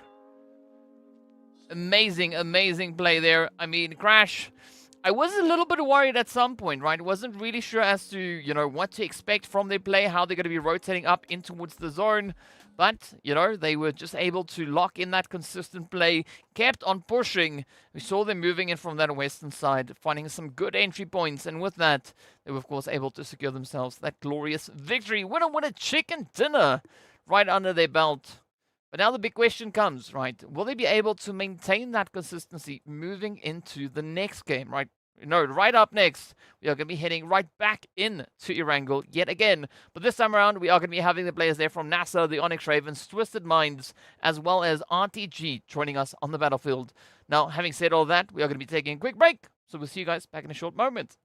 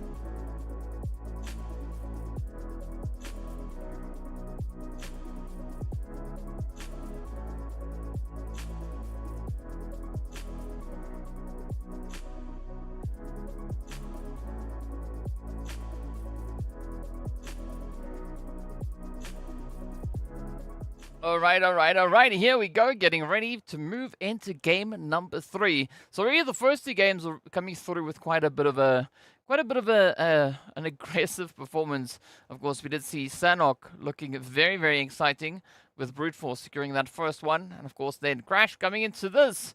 Also doubling down with the aggression, securing themselves that glorious winner chicken dinner. Well, that was obviously their first one for the day. And if we look at the performance that we've seen throughout this phase, that is in fact their third winner chicken dinner. So again, the second highest performing team with regards to those winner chicken dinners. So well done to the side of Crash. And then looking at how that has impacted the overall standings, I mean, Crash, from what we saw already, they were fairly decently positioned on the standings, so it's not going to be any major concerns for them. They have, however, moved up 3 slots from what we've seen so far, but we need to see how many points the teams were able to secure in this last game, and of course, if in fact we'll be having a look at the overall rankings for this phase as well. As we know, the teams are trying to secure themselves within that top 12 to allow them to move forward into a bit of that Vikendi action as well on Sunday. So any additional points the teams can find at this point is going to be absolutely essential. And of course, also then there's still the bonus points up for grabs, right? So the higher rank they can get, the more points they'll find, the stronger odds, the stronger points they have moving into, of course, the finals themselves. So there's still quite a lot on the table here. And of course, speaking about tables, we've got about 4 minutes or so on the clock until we venture into the next game. But in the meanwhile, we are going to be taking a look at, a few breakdowns, a few statistics, as well as our match rankings. So that should be coming through momentarily. So let's see what they are going to be showing us next. But I'm also curious to hear what you guys' thoughts are about what we just had. I mean, I see a few messages coming through in the chat saying that Rauf has just been chilling there in that position for some time. It was definitely a good game coming through from the side of the Falcons. But as we look on, it is going to be 18 points then getting awarded to the players here. From Crash, IKURD picking up a glorious 13 with Quest and Falcons getting themselves double digits right then and there, right? 10 points on either edge. But as we move down the board, 14th to 16th place, not going to be worth any points at this stage, as it was a very, very contentious game. Yet again, of course, a quick few highlights coming through from that. AZ applying all the heat, the pressure onto the side of Brute Force. Essentially, at this point, Zakaria realized that, they're not really going to get out of that one. It's a beautiful push coming through. I mean, that was a cheeky spray, though, from General on that one. But a very, very tough zone. I mean, especially moving into these finishes. I'm not quite sure how Malik was able to evade that one, but, inevitably, Yusuf circled back and just tried again. So we got a GG for Falcons and a GG for NIGMA. All right, do you think they are going to be performing the same moving into this next one? So for game number 3, we are going to have GEEKAY, as well as the players from Quest, Team GQ, and Vision that will be sitting it out. NASR, ONYX Ravens, Twisted, and RTG are going to be joining us back on the battlefield. Oh, beautiful spray here from Evo Station. I mean, the timing of that was just so great. Managing to lock in all those hits before running out of ammunition. All right, Ellen saying the top Twisted are going to be taking the top 5 in the next match.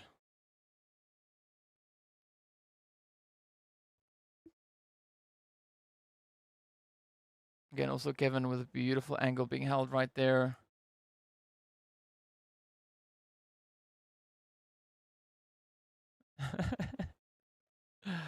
And of course now it's going to be that aggression breakdown quest, definitely locking in the most damage. But the strongest conversion rate, I would say, has definitely come through from the side there of Crash. Right, 8 eliminations out of 1,300 damage. Falcons coming in very close on that one. 9 eliminations coming off of 1,500 damage. And I would say third place is going to go to the side there of the GANGSTERS. 5 elims from 1,100. We got IKURD then coming through with 7 elims with 1,500. And of course, Quest.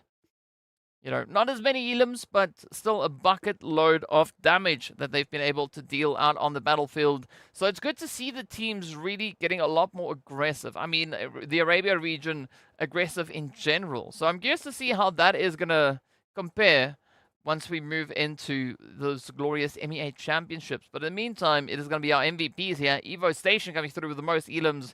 Azzy then picking up the most damage, as well as the nade finishes. It's going to be General with the longest hit and Powerful with the greatest distance traveled in the past match. Some good, strong figures being brought through here.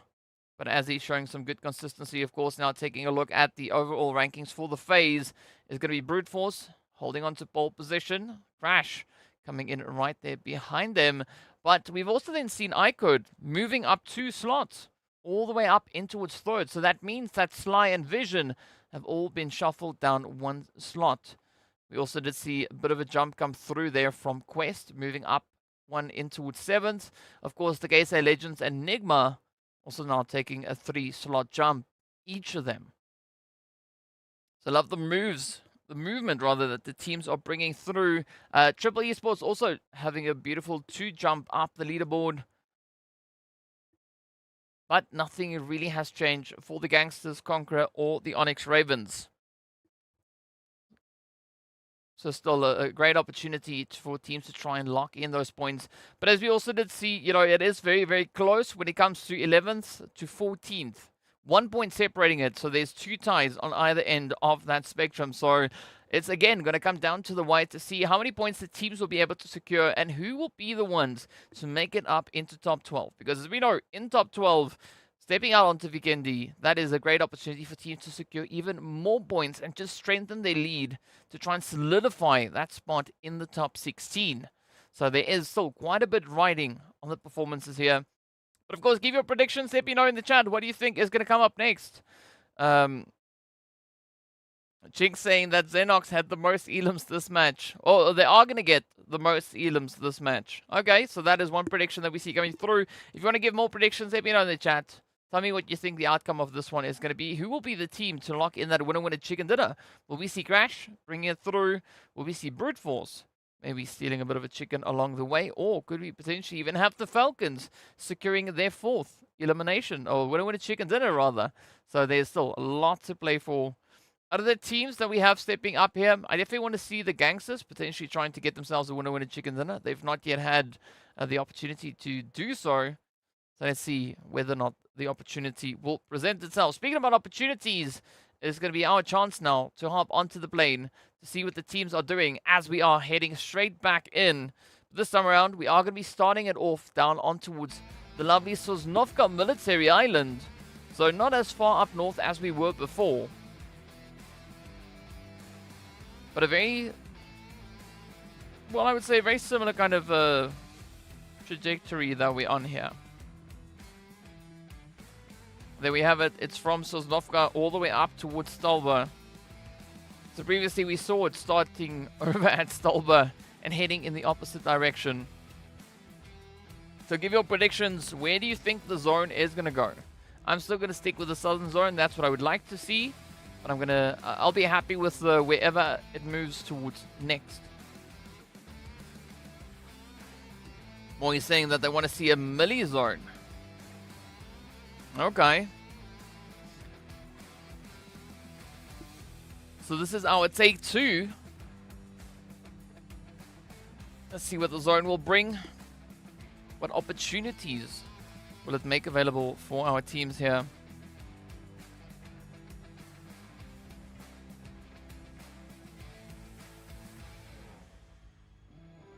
Oh, nice. Nice. It is going to be a western zone to come through. Ellen saying that she wants a Zaki zone. Yeah, I mean, not exactly there. I think this is probably the closest that we are going to get to Zaki, at least in this game. I mean, it's not even really an option for teams to drop into. I think we might have a potential...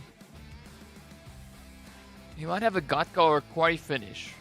But even if it moves to Primorsk, I think that could also be quite exciting. Finally home and can watch. Welcome back, Marcus. So Jinx, where do you want to see the zone go? Marcus, I'm doing well. It is day 3, it is more PUBG. What more do I need to say? Moy is saying it's a LOL zone. I mean, yeah, if you say, if you mean lots of action, yes. Different way of saying a lot of action. 100% agree with you on that one. Maybe even lots of love. Ooh. Oh, we got a few warming shots going off there as well. That is going to be side here of R8. Trying to pick up a bit of a trade onto the ONYX Ravens. Ooh, Jinx saying, hospital. I mean, that could be an option. That could definitely be an option. Alright, so we got a quarry. We got a hospital coming through. Ellen with the Zaki zone. Nice little bit of early game action there. With the bunny hedger. Oh, KSA on the bridge. Nice. Nice. Really looking to stop Crash in their tracks on this one. I mean, an unfortunate turn of events they're going through for Walsh. But this doesn't really take Crash Gaming out of the game just yet. See Kevin also not trying to get away. Ooh, but up wants a full send. Ooh, come on. Oh, Osama. Yeah. Beautiful play coming through from KSA Legends, though.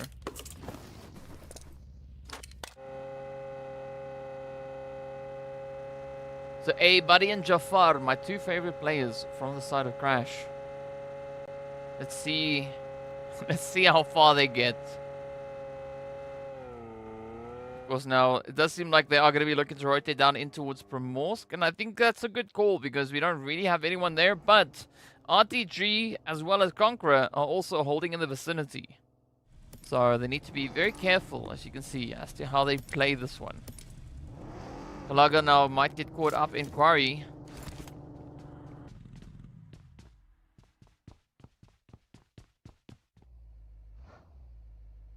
This is where we need the only ones, don't worry. All the way down there. But at the moment, they are held up all the way over towards Malta Power. So that's quite some distance away. Yeah, it'll probably be Quarry. Yeah, I think it's still going to go like either Quarry or Gatka. I've got a feeling it's either of those. I mean, Quarry is going to be a really brutal position to play in. Gatka far more exposed. A lot more options. But also quite limiting all at the same time.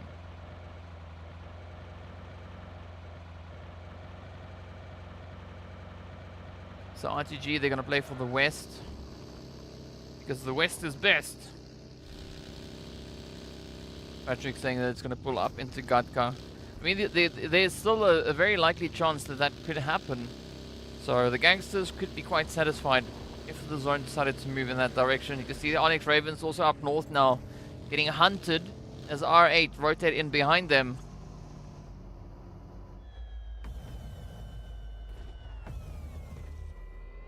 Sly, not quite sure what their approach is here. We can see them trying to push through.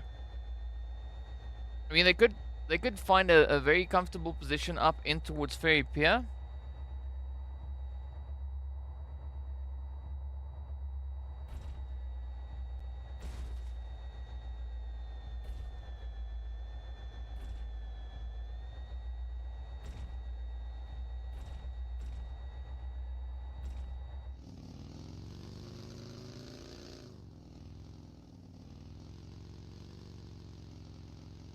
So let's see how the teams are going to rotate through. I mean, CONQUEROR. Okay, so they're going to be looking for the northern side of Quarry. Yeah, I think they need to commit to at least one position. I mean, having Tiger down below. Oh, that could turn into a bit of an uphill battle. Try and get themselves out of that situation. But let's see how it plays out. In the meanwhile, it's going to be IKURD also now pushing through from that eastern side. Almost just north there of Gatka. So Gatka, at least at this point in time, still open for the taking, right? We did see NIGMA rotating relatively close to it, but it doesn't seem like that is where they wanted to go. Instead, NIGMA, they went down in towards Chopsticks.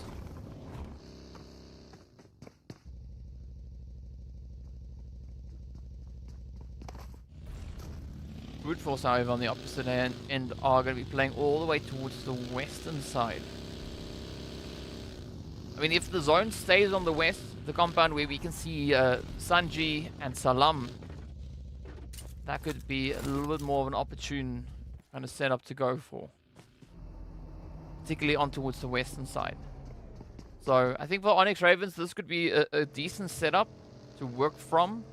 It's all going to, of course, then depend on what the zone is going to bring through. Meanwhile, the only one still going to be trying to find their way through. Same for Falcons, as well as the Legends, and, of course, Twist. Hey, Umar, welcome to the chat.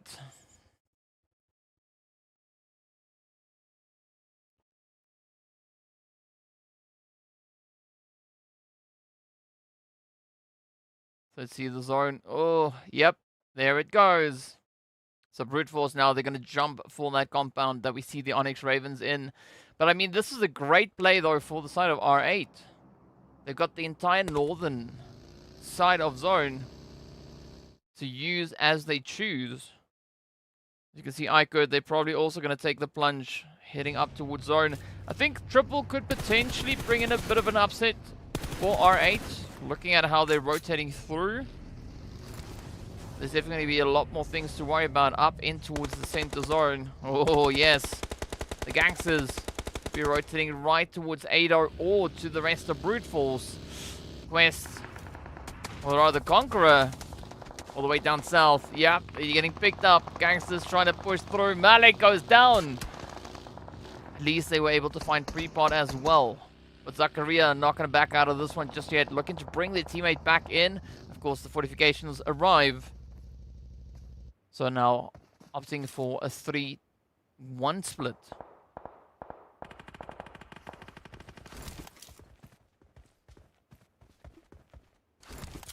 Again, according to Moyes, this is another lull zone. Well, at least like 55% of the zone is playable area. The rest is water. So it is going to be quite challenging for the teams to make anything happen. That is also going to result in quite a bit of heated engagements coming through.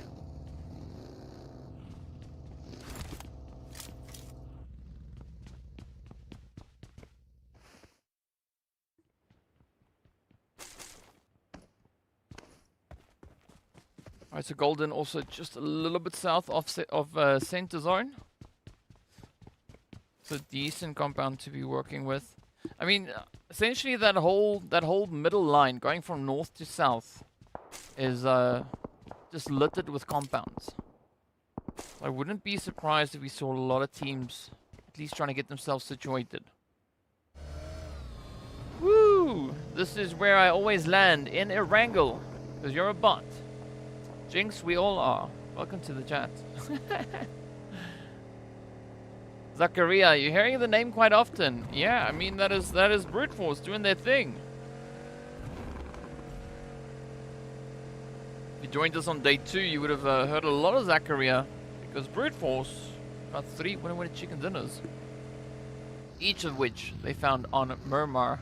So I guess to see how they're going to be performing once we eventually get over towards Miramar. In the meanwhile, the zone is going to be closing on through. The Legends, kinda in zone, but kinda not really. They're still just out there sipping on some blue juice, especially Hassan. Ooh, there we go. Brute Force R8. This could be their game. This could be their match.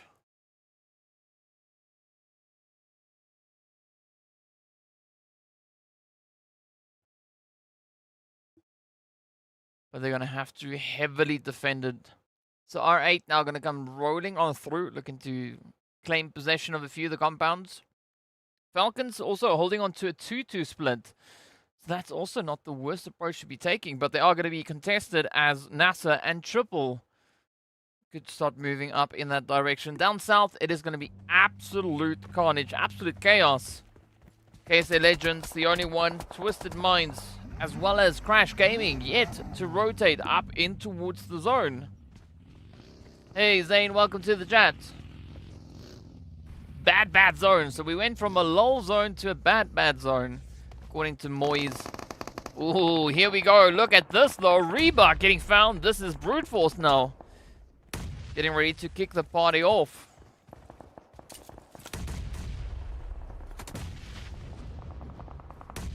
Yeah, especially the southern side is going to be so challenging to get a good entry point. Up north, things are looking nice and breezy.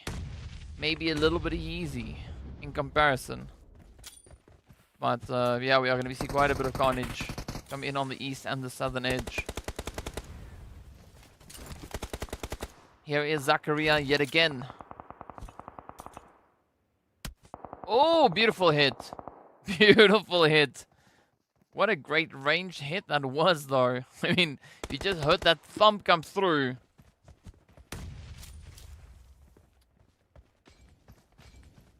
We got Haziri in the chat as well. Welcome, welcome, welcome.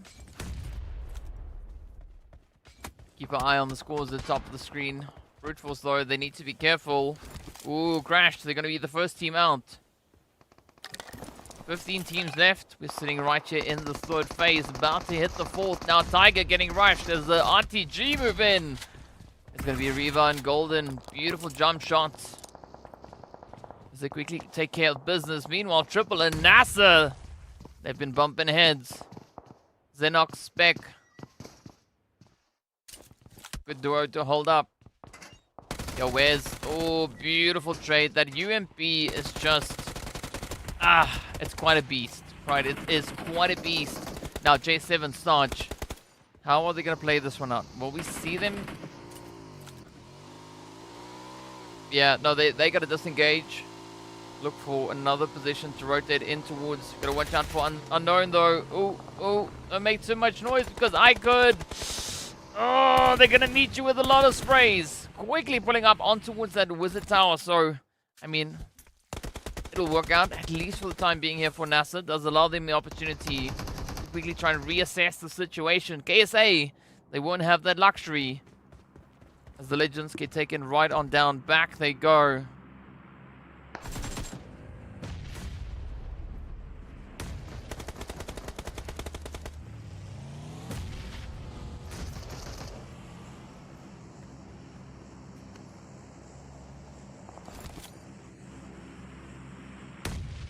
Oh, beautiful nade coming through there from Hamadi. NIGMA starting to move in. Still looking pretty strong here. Still a 3-piece up. Oh, yeah. This could be the end now for the only one. It's going to be Luffy. Trying to figure out which way to go. But they will not have many options. As you can see, Raouf and Coops. Yeah, they're going to try and flush them out. Or maybe they won't.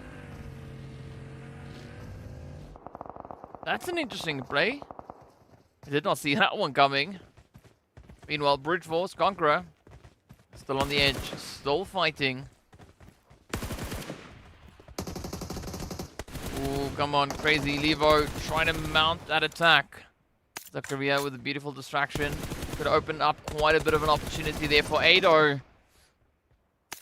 Crazy now quickly trying to get themselves patched up. This is now the chance for Brute Force to come rushing straight on forward. Ado with a cover fire as Neos makes the push. And that is going to be Levo now about to get rushed. And down they go. Brute Force taking them right on down. The second team to fall. KSA going to be hot on their heels though. Well, that was the third team. Down to 13 we go now.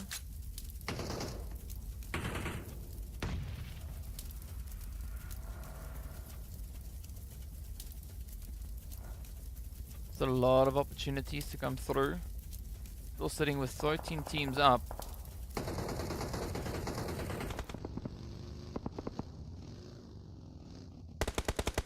But if you want to drop your predictions as to who you think is going to be the team to take that winner chickens dinner, let me know in the chat. Right, as I mentioned before, statistically speaking, IKURD, they've already had 4 winner chicken dinners come off of Erangel. NIGMA definitely the strongest performing team with regards to eliminations and placements. RTG though, having a bit of a tough run here. Not the kind of player that you want to make at this point. It's all going to come down to Golden. As you can see, Golden also in a very exposed spot. So we could essentially see RTG getting taken out. Yep, there we go. It's going to be Steezy to seal their fate. And down to 11 teams we go. R8 now going to be making their push, coming in on the side. We did see a few predictions going through for Falcons. But let's see who will be the one to get it this time round. Twisted still holding steady down south, still holding on to a full 4-piece. We could slide there, just so trying to assess the whole situation, waiting for that next zone shift to come through. Brute Force already taking aim onto the side there of the Gangsters. We're down to Hero and Walid. What's up, Yuri? Welcome, welcome, welcome. Samoyed staying with Twisted Minds all the way. Here we go. Alright, so NIGMA now in a bit of a situation here. I mean, they are going to try and play it onto the side of Sly, but they still need to get themselves situated. And if we see IKURD actually start with their rotation before NIGMA does, this could turn into a very, very tough play, especially for NIGMA. Because they could have Sly rotating up behind them, IKURD holding up ahead of them. They could find themselves in a bit of a sandwich. Oh, in the meanwhile, Hamadi does get found. So that might even change up the whole approach. It seems like Sly are going to be making their playful zone. Getting up ahead. Ooh.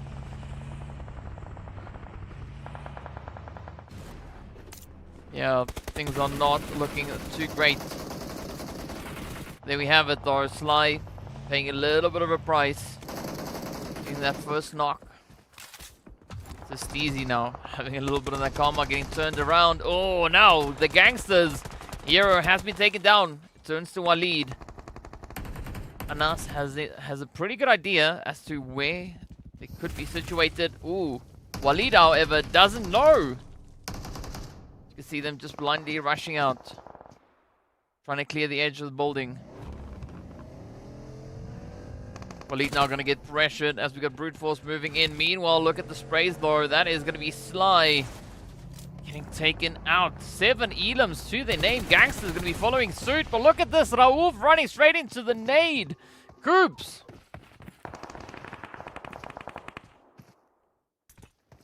Trying to apply a little bit of pressure here. Up comes Anas. Neos. Yep, down they go. Beautiful angle. And this is now the opportunity for Twister to just clean up.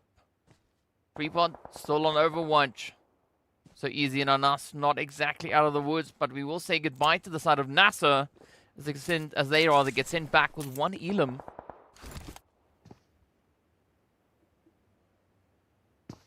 The standoff is there over on the west, over on the north, and towards the southern edge. You can see NIGMA moving in on ONYX Ravens.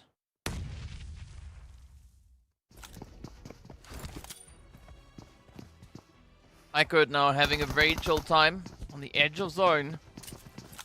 No one looking to contest him, at least not for the time being. But Raouf, though, does find a beautiful nade on towards Salam. Oh, come on. Will we see the breach? We see the rush. Up comes the bouncy. Bounce, bounce. Ooh. So close, but not yet exactly where they wanted it to be. Up comes Scoops. Oh, they get the first hit in.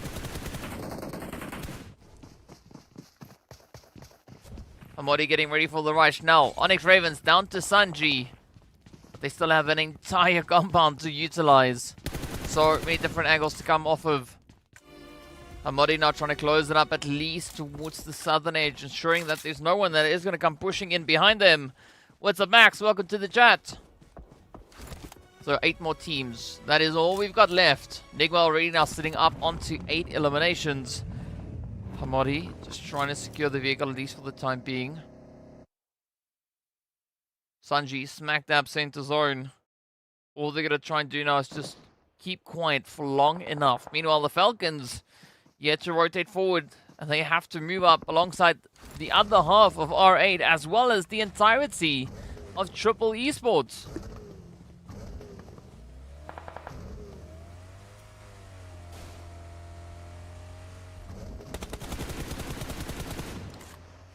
Falcons just testing the water. I like that 2-2 setup coming through from R8. It's going to be Prestige and CR7 holding on the front line. But here we go now. Falcons turning their eye onto Yawez.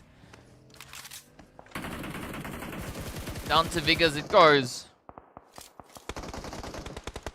Ali yet to start moving. And this is not the kind of approach you want to take at this point. Oh, down they go.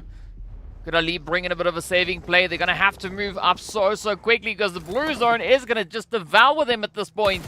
Oh, this could be the upset. 1 down, going for 2. There we go. Oh! Wow, never alone. Stopping Ali in their tracks. Falcon live to fight another zone. R8, though, they're going to be rushing straight onto the side there of IKURD. Or rather, IKURD rushing on towards R8. Could go either which way.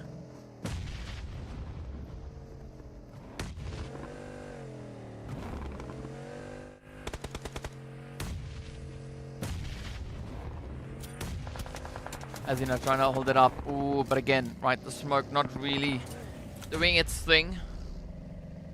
Not exactly bulletproof. R8 with a golden opportunity here, at least onto the side of IKURD. Twisted Minds though, they're going to be clearing up the western front. You can see the teams now lining up in single file. This is going to be absolute bloodshed. Out comes Falcons looking to take the plunge, pushing through the smoke, but the DBS does meet them. Neverlow and Yusuf trying to pick up the final few pieces here. Yusuf yet to make the push into zone. Falcons are going to be attempting that Reyes Humam on the front line. And are looking to clear it out.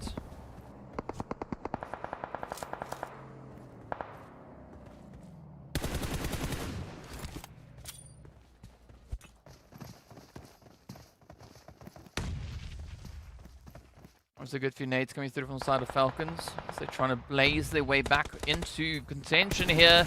Oh, but Ida, I love this position here. Oh, there we go. Finds one, finds two. Down they go. And that is the Falcons right out of here. Oh, but Ida now getting caught by a bit of a third party. Ragnarok Prestige having all the pressure now on their shoulders. Let's see if Azzy can get that nade in. Oh, it's going to find quite a bit of damage onto Prestige. The follow-up nade getting cooked. Not seeing anything in the feed, so it does mean that R8 survived that one at least for the time being. But now look at that zone. It has moved towards the east, right? Twisted Mind's going to have a very, very tough play. Sanji from the ONYX Ravens still alive. NIGMA, they've not yet applied any pressure. Not cleared out that building.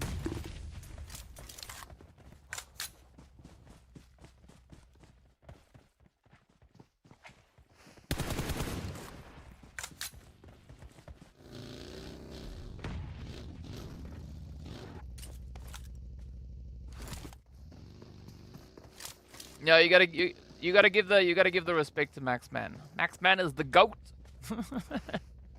Maxman is the GOAT. You know? That's the way it goes.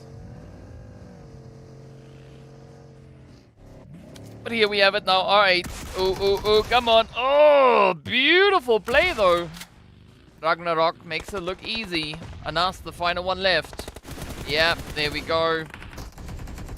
Sticking to their guns. But IKURD coming into the upset. Rushing in behind R8. Now Ragnarok having to rotate back. Kind of retrace their way. IKURD though, they're looking super strong at this point. 6 eliminations to their name. Still a full squad up.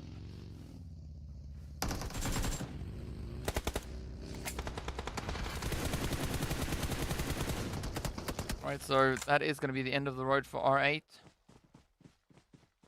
3 now remain.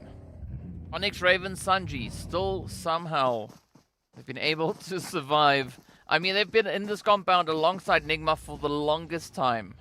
I'm so surprised that NIGMA have not yet moved out. Looking to come knock on the door. This is going to be quite the task now for IKURD. I mean, they've got the numbers. Kind of have a position. I mean, they don't really have any control of the zone. No dominating presence here. NIGMA, they've got the compounds to try and utilize, so there's a lot leaning in favor here of NIGMA Galaxy. Ooh, big little bit of a replay there. Dun dun dun! Alright, so here we go.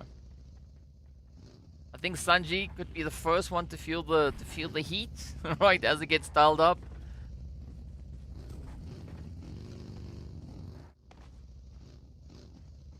And IKURD very calculated in their approach. I mean, they're not going to full send it. They're not going to try and over leverage their position. It's just going to be waiting to see what the teams are going to be doing as Koops now makes a run back into the compound. Looking for a little bit of that fortification. I like this third party P coming through from Hamadi as well.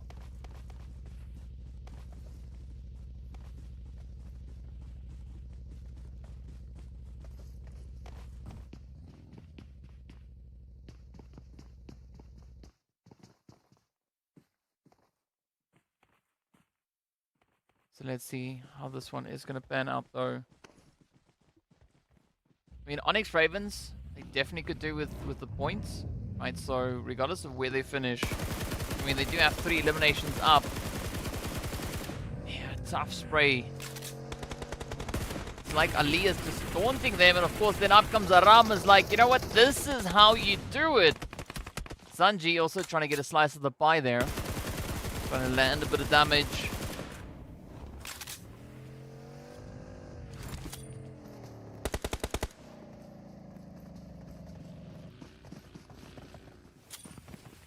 Let's see which way will this cookie crumble. NIGMA down to 2. I mean, IKURD, they still have the numbers, got the advantage, but all they gotta do now is just you know, really utilize the leverage that they have at this point.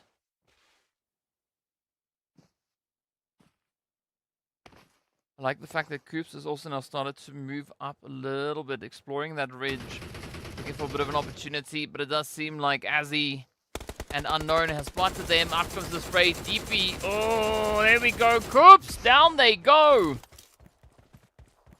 Enigma down to Hamodi. Sanji. Beautiful reaction. Up onto Ali. Finds the first. Come on. Hamodi is right there. Come on, Sanji. Come on, Sanji. There we go. Steals the Elam. Oh, down goes Hamodi. And it is now going to be Sanji having to fight off the full force of IKURD. A 1v3 as they move up. Oof. Effortless spray from Azzy. And with that, they just claim the prize, right? Claim themselves that winner chicken dinner. And of course, they do so with an absolutely glorious finish. I mean, as we said before, IKURD also one of the very strong teams when it comes to the lovely, lovely Erangel. So good to see them bring in that consistency, right? Just rising up and making things work out. I mean, moving in with such strong numbers, that's just got to be what it is, right? But I mean, looking at what they've brought into this one, again, a very strong finish, finishing on those double digits alongside that winner chicken dinner. So nothing really for them to complain about that one. So well played to IKURD. Of course, NIGMA also bringing in a very, very strong play. I mean, securing themselves 8 eliminations in this past match. But unfortunately, they weren't able to get that second place finish. They had to settle for 3rd. But you got to give mad respect to Sanji. I mean, they are the hide-and-seek champion that we've seen so far come through from the ONYX Ravens. So well done to them. Again, another bit of excitement finding its way across. But that now means that we've played all our Erangels for today. Next up is going to be right over on towards the lovely Miramar. But before we get anywhere close to that, of course, we are going to be taking a look at the match rankings as well as our damage graph to see how many points the teams were able to secure, how much damage they were able to bring, and of course what that conversion rate looks like.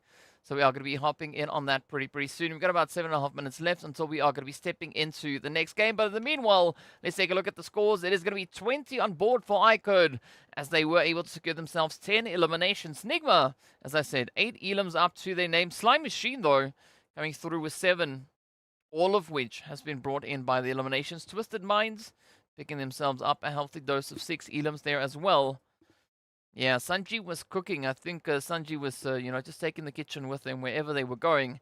Unfortunately, you can't say the same for Crash and of course, the players going through from Gangsters Esports, but a valiant effort nonetheless.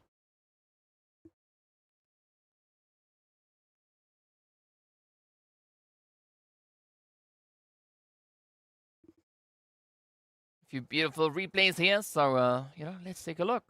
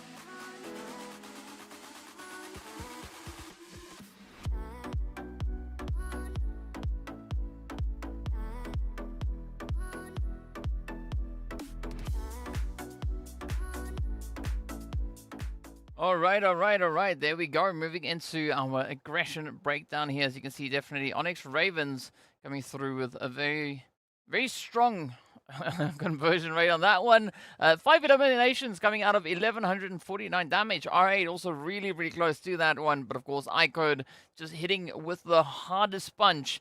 2100 damage. I mean, that is a very impressive play. I think that is the highest damage that we've seen so far for the day. So, mad respect going out to them. And of course, then, well, hey, look at this. It is going to be a Twisted Mind dominated breakdown here. Sanji, the only player that is not from the team, coming all the way from the ONYX Ravens there, landing themselves the longest hit. So well done, but the rest all going to Easy and Rolkers. So well played, well played. Twisted Minds, you know, just twisting their way into that one. Max, we've not really seen a lot of M16, you know, the auto buff being used. Well, I haven't seen much of it, as you know, as we look at the teams. So yeah, I can't really say. I don't know.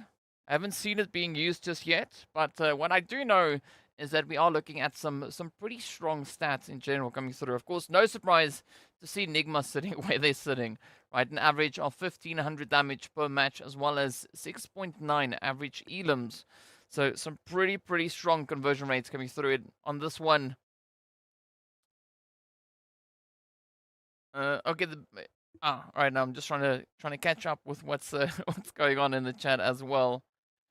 But yeah, it's been a mission, right? It's been a grind. These teams have really been working their butts off, at least through the league stage.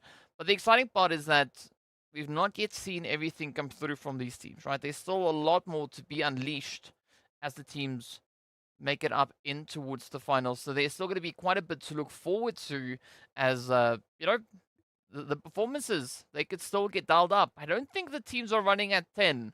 I don't even think they're running at 8, maybe like 6 or 7. I think somewhere around about there, right? On the scale from 0 to 10. I think that's kind of where the teams are performing, just trying to keep themselves reserved and ready to move as soon as they get up into the finals. But there's been quite a few upsets that we've seen, right? We had Brute Force essentially getting 4 chicken dinners almost kind of back to back, right? The 3 coming through from day 2 in the first one of the day, after which we moved over to a whole different situation with Crash coming in, picking up the chicken on game number 2 rather. Then, of course, to close up the final Erangel, it was IKURD. But next up, it is going to be time for Miramar to see what the teams are going to be bringing through. And this is where I'm curious to see as to what Brute Force are going to be bringing in, right? Yes, they're not going to be playing on this first Miramar, but they are definitely going to be playing on the last Miramar of the day. Now, if they were able to pick up the last chicken dinner of the day, again, that would be another day that they succeeded in bringing in some pretty phenomenal plays. NIGMA Galaxy, definitely the strongest performing team, again, with regards to the amount of eliminations they've found and, of course, the amount of total points that they've had on Miramar. But I want to see who else are going to rise up to the occasion. Could it potentially be the players from Slime Machine looking to bring in that upset? Right, that is what we're going to be looking to see will come through in this one.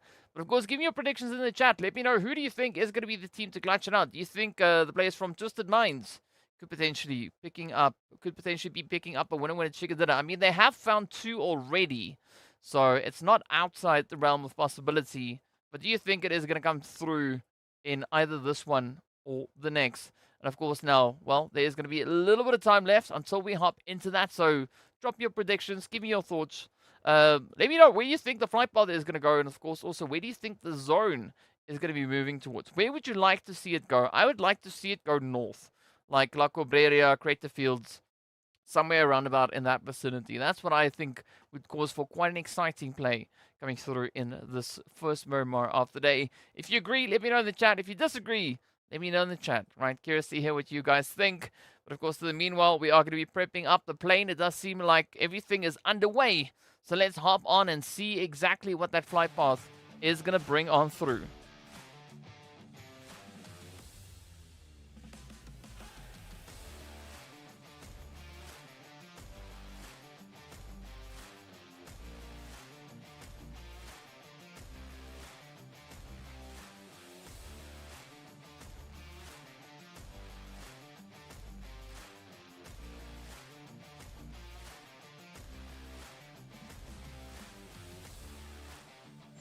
All right. Here we go. Ooh.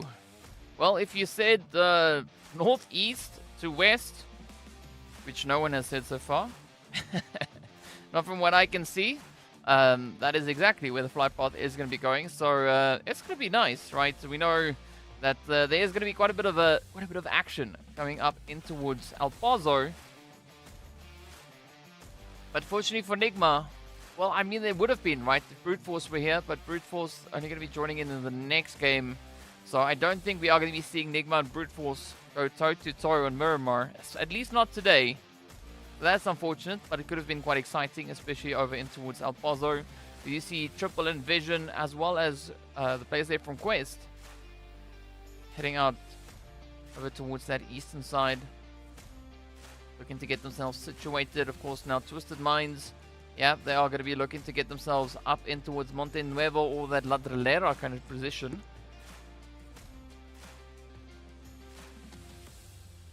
Right, so Turo saying that it is going to be NASR that are going to be reigning supreme, claiming themselves that winner chicken dinner. Well, ooh, okay.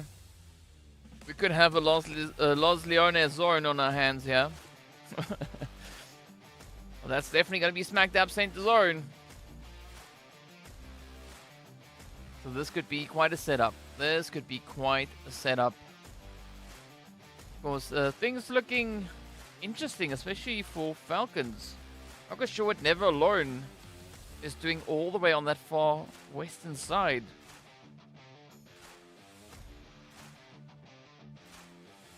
Not sure what's happening on that end, but we'll find out soon enough whether or not Never Alone is AFK or there.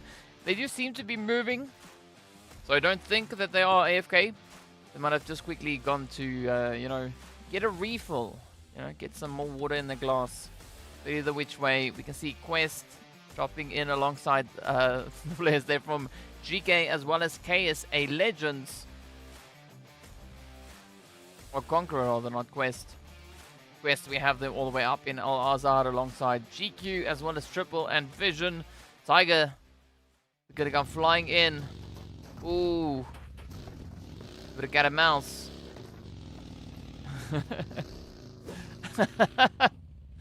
Oh, Batika somehow managing to survive, sliding down the side of the hill. I mean, this is definitely an interesting spot. The rest of KSA much further away. But if Batika keeps running in this direction, they could actually open up the opportunity down in towards the lovely Picardo. So the excitement could come through on that one.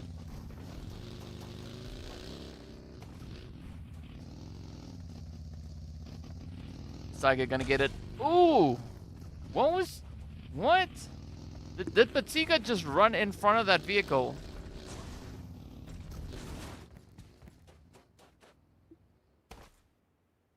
I mean, they ran in front of it, and I think they might have jumped. Tiger now, you know, deciding, you know what?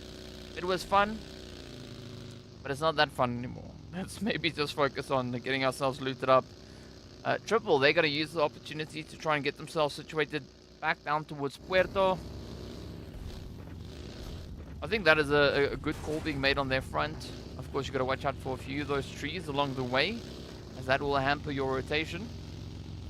Vision also now heading a little bit further down south. We do see Saif just up ahead of them. Ooh. But 13 could actually now be looking to get into a little bit of an altercation with the side there of RTG. Definitely does seem like 13 has been out exploring. And RTG and Triple now going to be taking the push for that southern position. Kalaga and Golden, they don't know that Triple are also heading down in the exact same direction.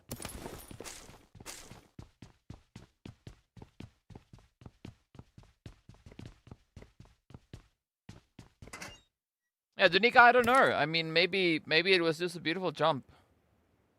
I mean, Crazy has not left that one just yet. Right? I mean, well, Tiger let it go. Crazy is not going to let it go. Obviously, Crazy has got a few weapons. Up comes Ragnar as well. There we have it. UMP does secure the knock. And the elimination as well. And of course, making all that noise, it has also drawn in Ragnar, as you can see. GEEKAY looking to move up. Oh, yeah, crazy. Gonna have a little bit of their own medicine now dealt to them. Hey, what's up? There's a stranger I see in the chat. It's a jihad. A wild jihad has just appeared.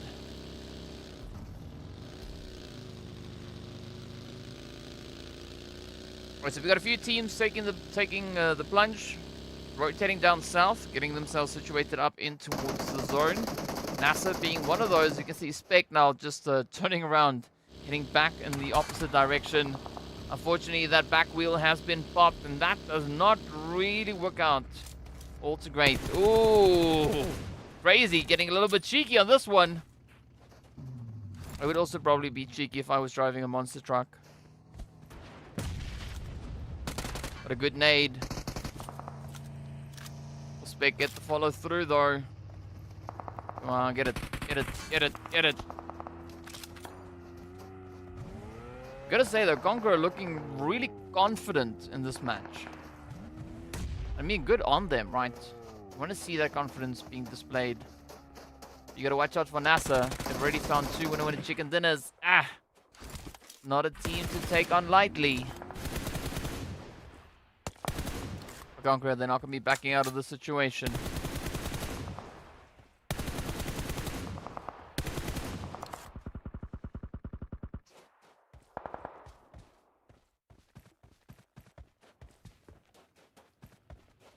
Curious to see if CONQUEROR are going to try and maybe play a little bit more of a wraparound approach here. As you can see, NASR, right, they want to have them now pay for all the mistakes. Sariba getting met with a bit of aggression there as well. Or that nade could be it. Could be the one on Reba. Yeah, it is, in fact, exactly on point. Now it's down to Tiger up on the top. Down they go, and this is now going to be the end. Yeah, easy claps. Sanhok taking care of business. Securing 3 eliminations out of that, and of course they had a bit of a helping hand coming through there from Starch.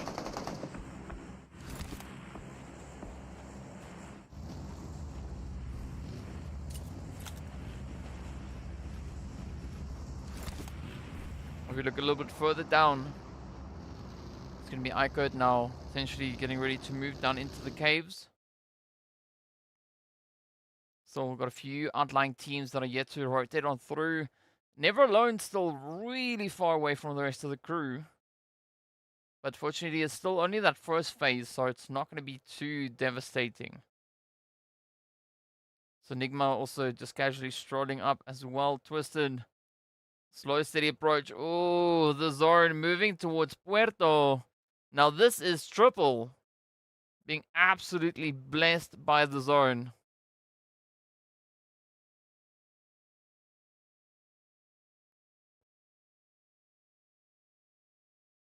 I don't have that power. So unfortunately, I don't possess that power.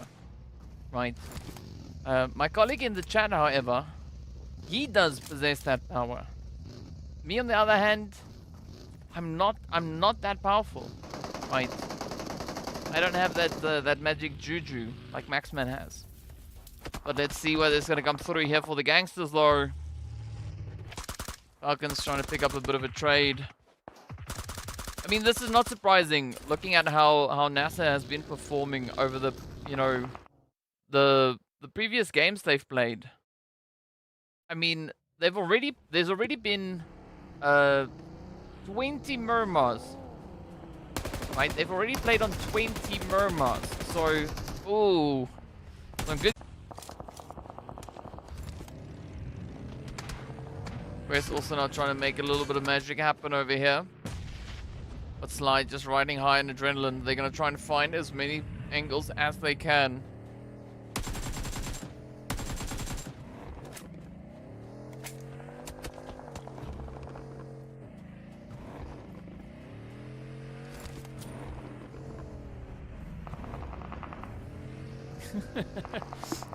Max, so they were saying that I just cast a Curse Conqueror, and I said I don't possess that power. Right. Unfortunately, I don't possess that power. I don't have the magic juju like you have. That's what I said.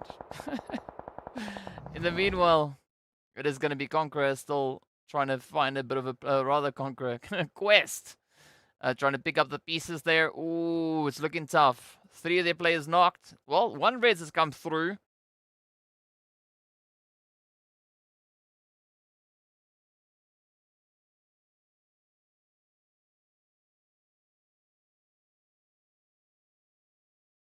Zone, of course, now moving even further down south. Here we go.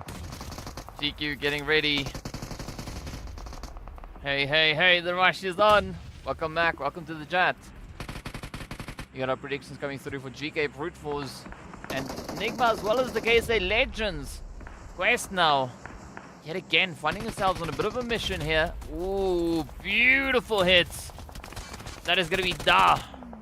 Smacked in the face with a bit of lead. Now Fidan on the edge. Yep, down they go. Evo Station locks it in, and that is going to be all she wrote. But now NASR, they're going to look to crash the party. Ragnar still alive. Welcome, Elowin. Welcome, Auric. Yeah, I mean, we do have Never Alone all the way up north. Right, you can see Powerful, Yusuf, and Humam coming through for the Falcons over there. The rest all the way in that far, far northern position. That's going to be Never Alone. Look at Ragnar, though. Ooh, tries to get the spray in on Xenox. Yeah, no, that's going to cost you. Yep, there we go. That is going to be the end of the road. I like what GQ are trying to do here. I mean, so far it's proving to be quite challenging, especially when you get run over like that. But, you know, valiant effort nonetheless. Now, NASR, I mean, they've just been popping off. Already 6 eliminations to their name. They found the first few a while ago, and now they just seem to be on a bit of a rampage. Up comes Humam and Powerful.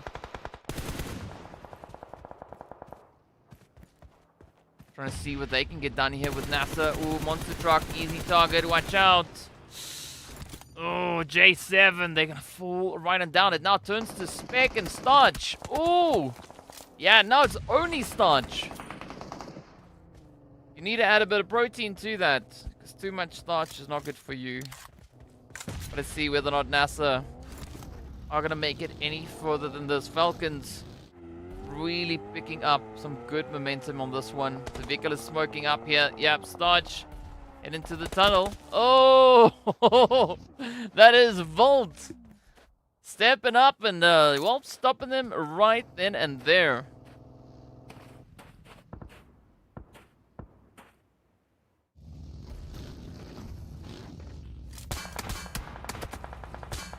Alright, so Falcons now getting a little bit of their own medicine. Vision to try and push on forward. See if Lath will get the angle on towards Powerful. It's going to be quite a bit of a reach though. Yeah, it gets close, but not exactly where they needed it to be. Never Alone. Oh, goes down as Slime Machine does find them all the way up north. Now this is Falcons down to a 3-piece. Mum sitting on 2 elims. Powerful hasn't found anything just yet. There could be a few opportunities just over the ridge.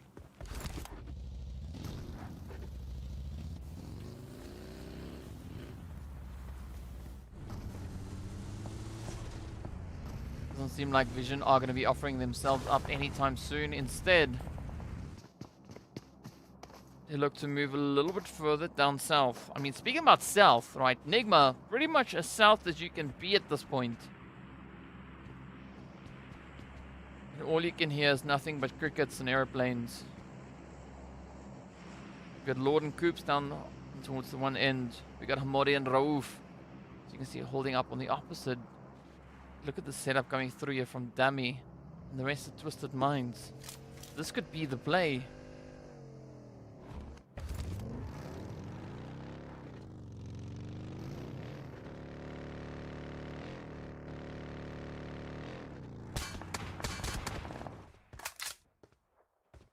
Well, I mean, we were talking about the M16 before, Max. Here we see the M16 now coming into play. It did seem like, it did sound like the buff was on it. I mean, that was a little bit more rapid fire. That wasn't a burst mode.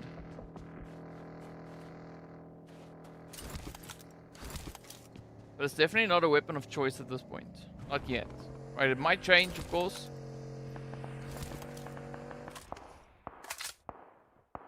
That comes Dammy again with the M16. Meanwhile, up north, it is going to be RTG. Trying to extend their reach a little bit. Sly. Trying to find a good entry point. But I mean, the Falcons are also going to add to the chaos here. As you can see, Steezy now getting picked up. Yeah, that's it. Slide down to 3-13 attacker. Ooh, come on. Gotta be careful though.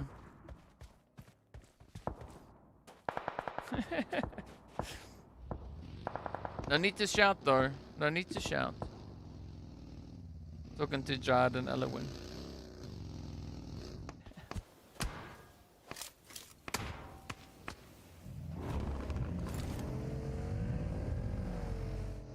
Here we go, Sly. Okay, so they're going to try and take the plunge. I mean, they have a great opportunity over towards the western side, right? Oh, yeah, not pushing up in towards RTG. This is going to be a very costly rotation. Ah, yep, there we go. 13, the first one down. Attacker, Klozik now going to follow suit. Oh. Yeah, RTG, I mean, they just got the setup at this point. They're just going to let it loose and rip into the side there of Sly. Klosdik, however, does manage to make it up onto the top floor, but Attacker also now has to kind of retreat, fall back, and this just opens up great opportunity for RTG to come rushing forward, looking to see if they can get the jump of easy nade out the window.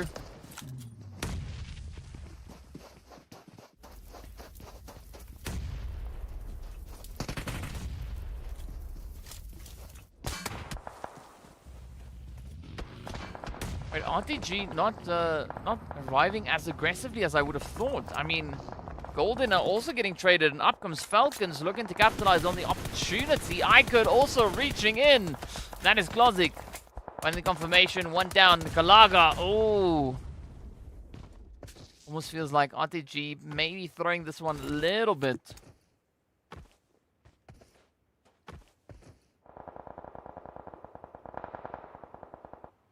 Still 12 teams remain. 36 players alive. GQ down to 1. Falcons. Well, even though they're smoking, it still doesn't look too bad. I mean, not a particularly insane performance that we've been seeing, but definitely trying to tighten the grip that they've got over here.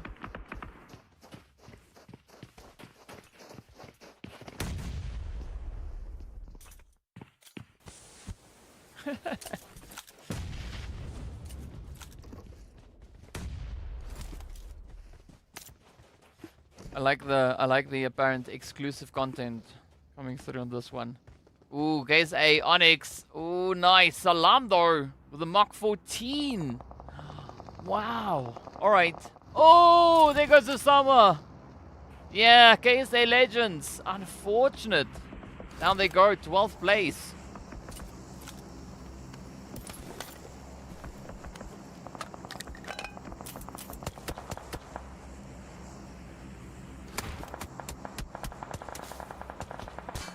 Nothing has been decided yet. Still going to be a tough play.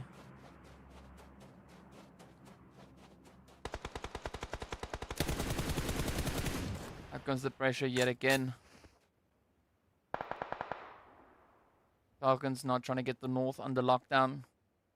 Waiting to see what Lath is going to bring.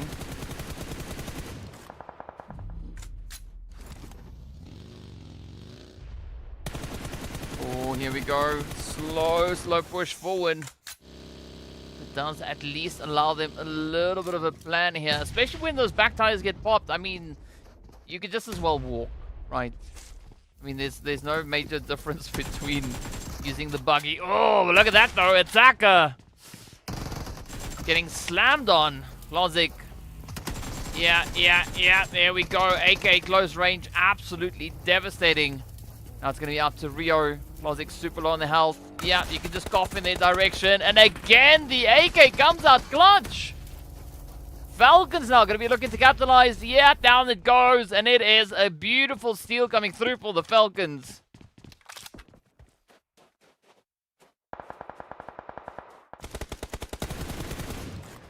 Now Falcons are looking to pick up the momentum here. 6 elims to their name. They're riding high on adrenaline. Still a lot of players remain. Several more eliminations could find their way towards them.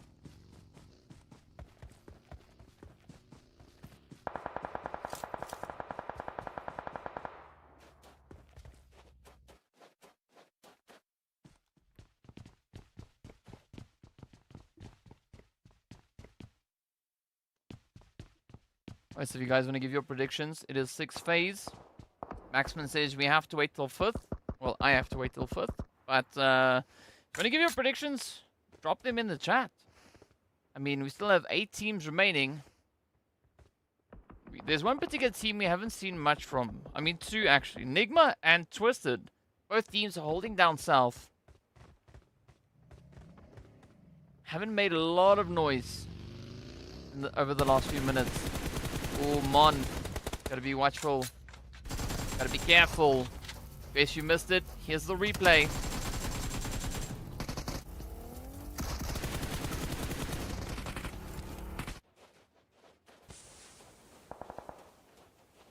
Apparently, NASR are gonna win from the Shadow Realm.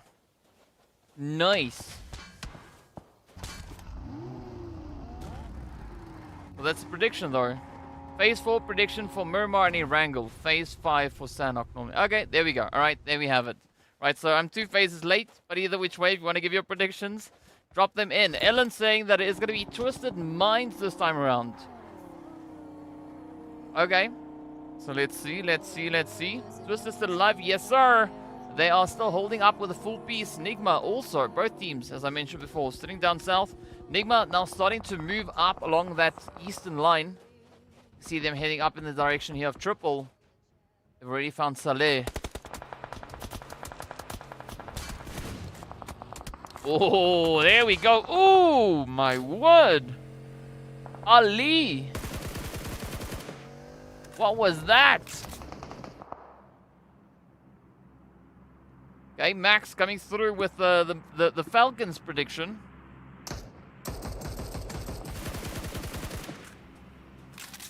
See if it's going to happen. Yalwez, not quite sure where he's standing, still out in the open. Amadi, beautiful accuracy.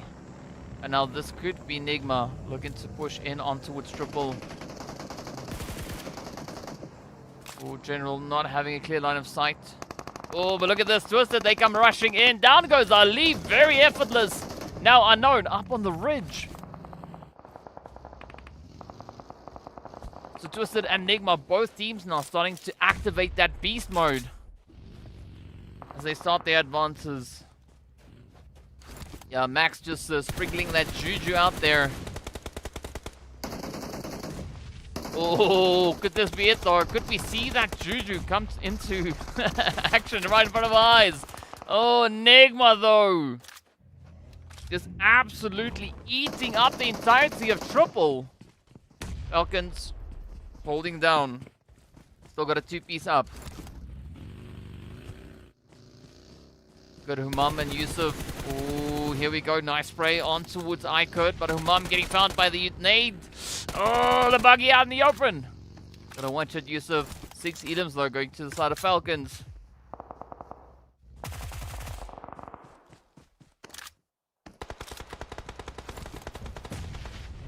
Ooh, but look at that pressure now. It's Vision, IKURD, and potentially the ONYX Ravens. They're rushing straight onto the side of Falcons. We could see that Juju now playing out right in front of our eyes. But it's all going to come down to Yusuf. What's up, sorry? Welcome to the chat. You're late, but you made it. Satsuro, you should try 1440p. That's even better. Now Gangsters feeling the pressure. Oh, but a quick response on towards Rauf as Hero comes through with a beautiful response there.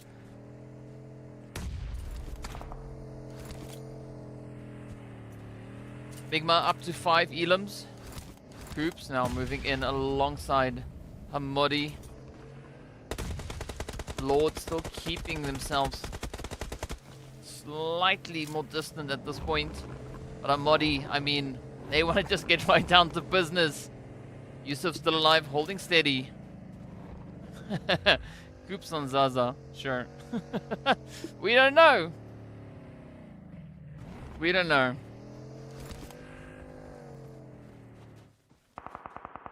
All I can see is that Coops is on Miramar right now.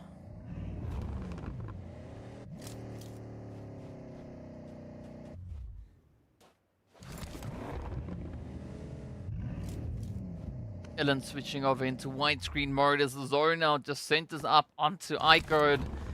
Beautiful zone bless. We did see IKURD picking up the last winner chicken dinner. Big replay going through here from Hamodi. Oh, eyes on the prize. Eyes on the prize, and down they go. Oh, Rolkers though. Oh, Dami drop shot gets Coops. Now it's up to Hamodi. Hamodi gonna try and get that res over towards Lord. Will they be able to pull it off though? Twist now starting to push on forward. Dami Anas. Trying to pin them down. Oh, the nade is in. Oh, it's a molly. Now they're trying to light up this entire position. Rolkers, of course, going to come in with a little bit of an off-angle approach here. Dami, easy, love this. There we go, though. A no-look throw coming through from Dami. First one secured. Oh, second one on point. That is a molly right out of there. Lord, even going in reverse. Oh, sorry. Thank you so much for the super chat. Can we get a dub in the chat? For sorry, already see a few of those coming through. But yes, let's spam a few dubs in the chat there for sorry. Appreciate you. Thank you so much. Yusuf from Falcons still holding on. Hey, hey, hey, Mustache in the chat as well. Up comes Twisted Minds. Ooh, they've got their eyes set on a few ONYX Ravens. You got R and full. Now just positioned up ahead. Let's see, will they reach? Will they get the shots? Will they get the finish? Ooh, the nade. The nade is there. And we've hit that 9th phase. Still 6 teams alive. 13 players.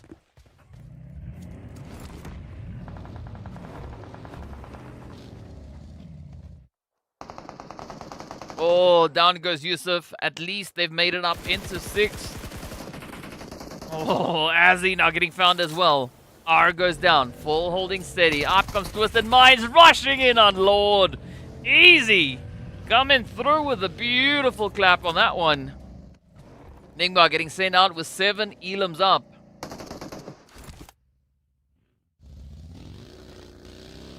It's not all rainbows and butterflies just yet. Twisted Minds though looking really good. They got 4 players. Are going to be looking to take the plunge. Oh, moving in behind the rest of the teams. ONYX losing yet another player. Rolkers now trying to sneak in a little bit of a trade here, but IKURD find the hit onto a fall. Down they go. The final 3 now remains. It is going to be Twisted Minds rushing in on IKURD. Oh, spots Azzy, but down it goes easy. Rolkers on the ridge. Grenades are getting cooked. Prepped for a bit of a send. I love this angle coming through from Anas. Beautiful play. Oh, down they go. Twisted Minds on fire. There's going to be Leif standing between Twisted Minds. Rolkers getting traded. Dami now holding steady.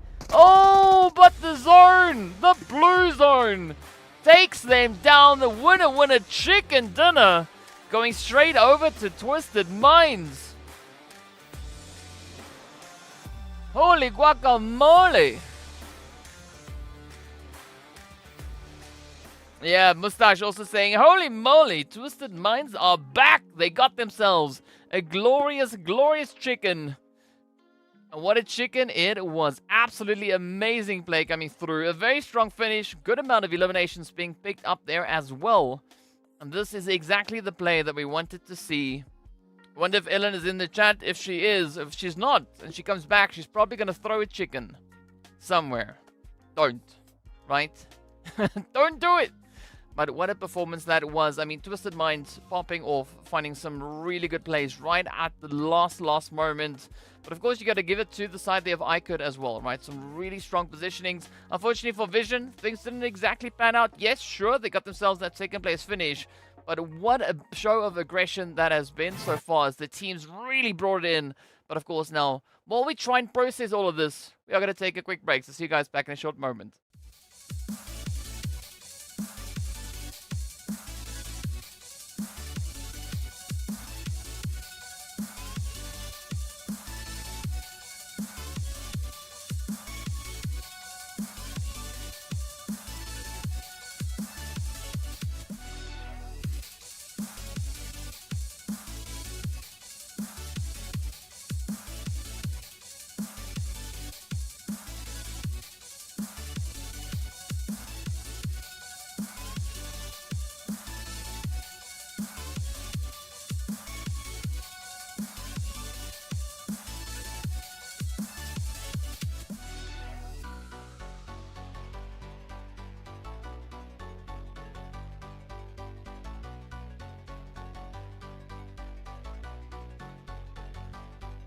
Well, there we go. There we go. We're getting ready to hop back into the things here, of course. What a performance that was.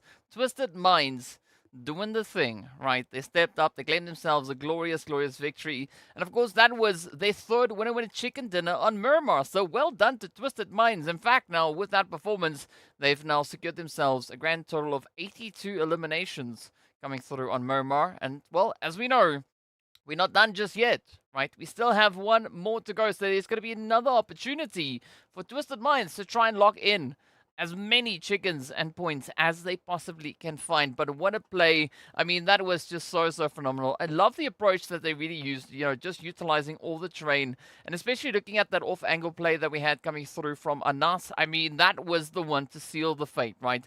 Just stepped in, got that beautiful line of sight straight into the compound, and that secured them the win that they needed.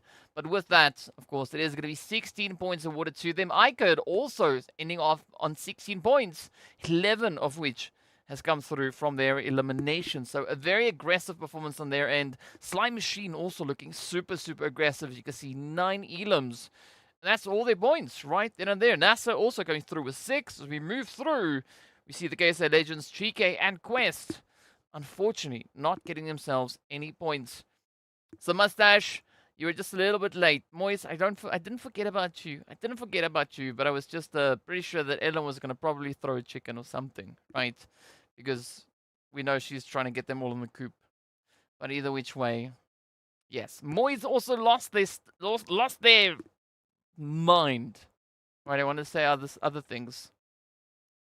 After phase, I told you they perform better in week 3, and then in finals you will see a different team. Yeah, that's also what I said earlier, is once the teams make it up into the finals, that's where all the magic sauce is going to come through. Can you please fix the mustache?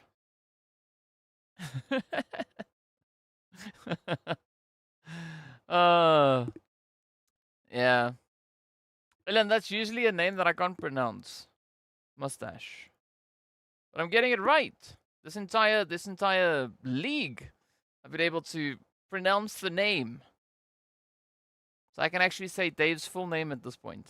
I'm so proud of myself. But let's see, Rio. That. I mean, this was a good defensive play coming through from Klozik. I mean, finding the first trade, finding the second.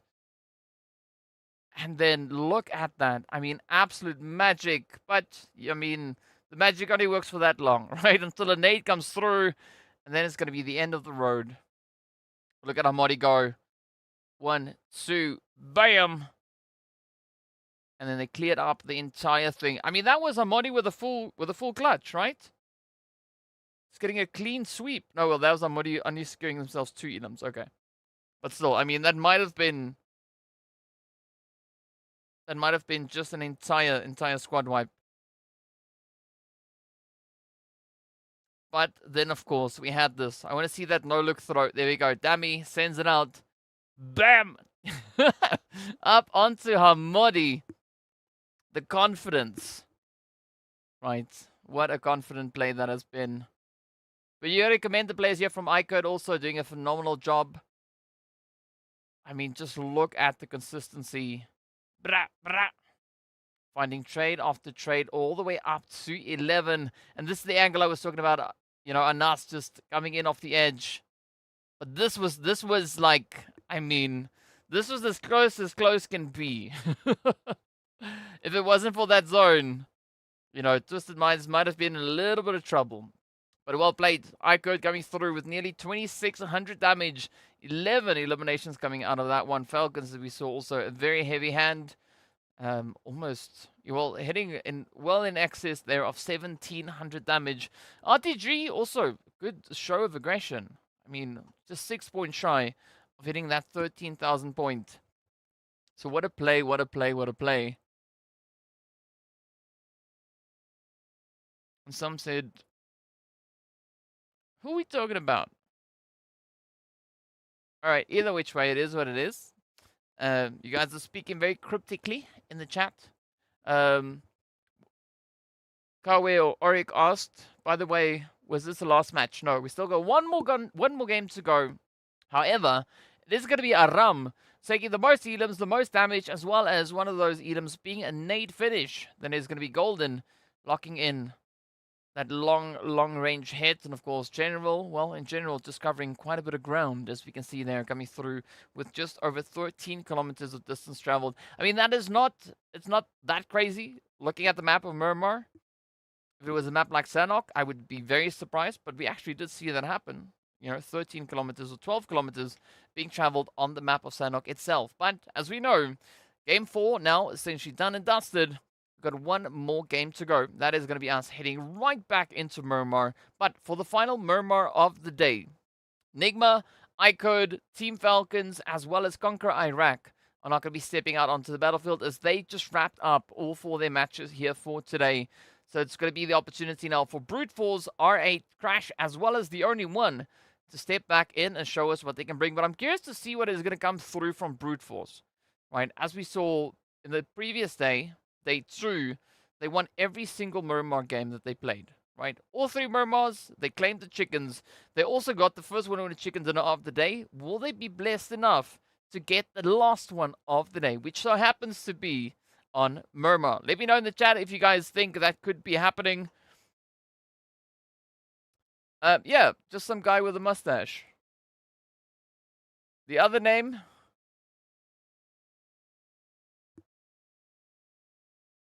I mean, I don't know. Kehuto Achumi, I guess. Right? I hope I pronounced it right. Let me know. I think so. Maybe I slaughtered your name.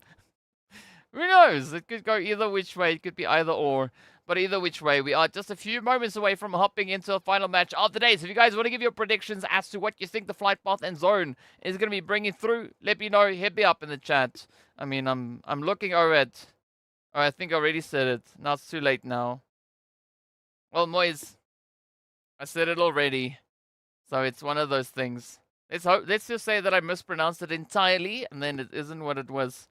But either which way, here we go. Heading over into our final match of the day. You see the plane coming through as well. That is going to be starting over on the eastern side. There we have it. All the way at Impala. Heading across the way to La Driera. Alright, so up comes the predictions. It is going to be Mac saying that it's going to be Twisted Minds go to the finals. Moise saying, let's go Twisted Minds, and NASR.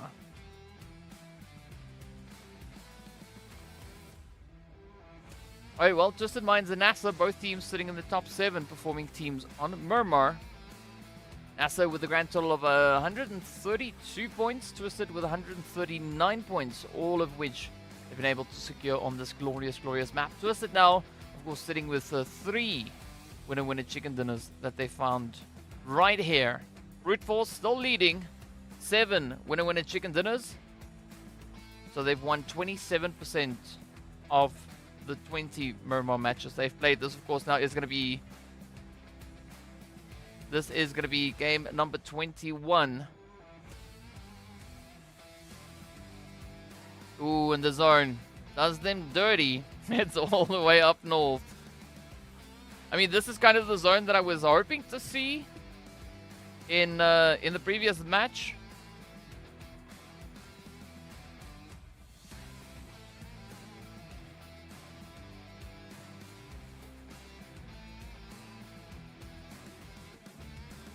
This was definitely the kind of zone that I wanted to see in the previous match, but I'll take it for now. It's going to work either which way. IKURD, though, as we can see, they're sitting on 111 points, 7 points ahead of Brute Force. But Brute Force now have the opportunity to try and catch up. So let's see if that is going to be the play. All right, so out of the cities that we've got within that zone, where do you guys think the zone is going to finish? Right, is it going to go Minas Generales? Will it go Junkyard? Will it go San Martin, Hacienda del Patron, Water Treatment, Cruz del Valle, Al Azahar, Tierra Bronca, maybe even Campo Militar, Torre Ahumada? Or do you think Oasis?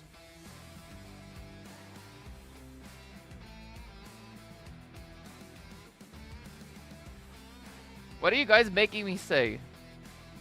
Right, if you give me the proper English, because I'm going to Google Translate it as well.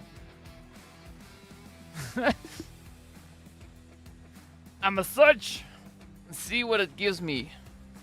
But in the meanwhile, water treatment should be fun. Yeah, I think water treatment should be quite a bit of fun. But also maybe between water treatment and Oasis, heading in that direction. I think that could be an interesting one. I think it's good to learn the meaning.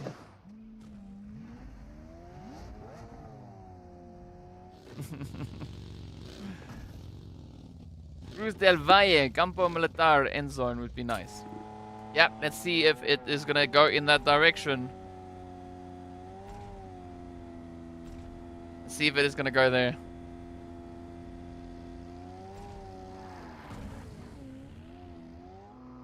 Alright, so we got a lot of call-outs coming through for Campo Militar.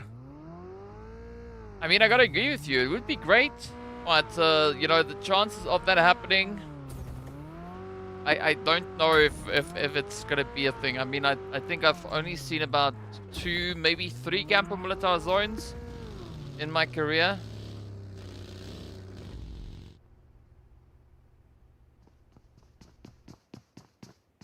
Moise, give me the translation.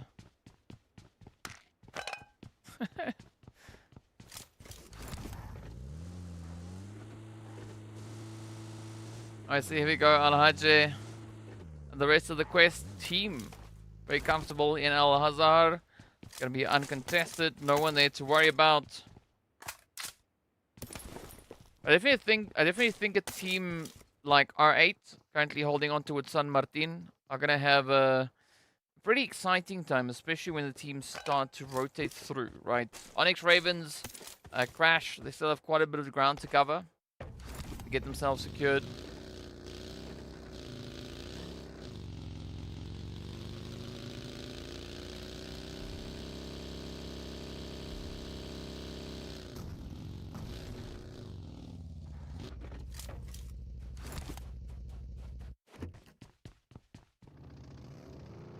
So Sly also, yeah, it does seem like they are not going to be looting down onto the southern edges. Instead, going to be looking to find another position elsewhere.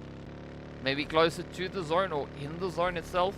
I mean, Torre Ahumada is open, Cruz del Valle, Tierra Bronca, Campo Militar. There's a lot of positions to choose from. Even water treatment is still available.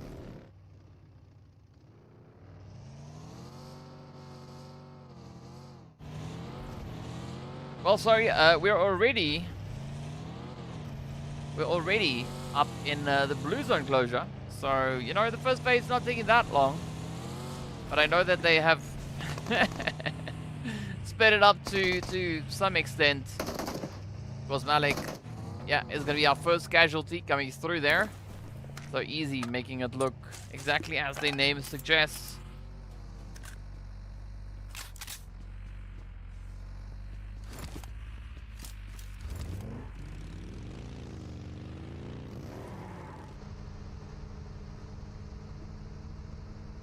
Right, so the ABCE Legends, where they're going to be heading, nowhere really just yet. Right, slowly just trickling in. Of course, you know, just having a roll every now and again. It does seem like that's kind of the trend today, at least on this Miramar. Right, travel some distance, roll down the mountain a bit, go a little bit further, get shot at. You know, typical PUBG stuff. Of course, try and roll your teammate over, getting stuck out in the open. You know, that is exactly how you are supposed to do it. It's not like you need to try and get out of the way. Right, it's not like they're going to be shooting at you and you could get sent back to the lobby, right? It's not like that's the thing.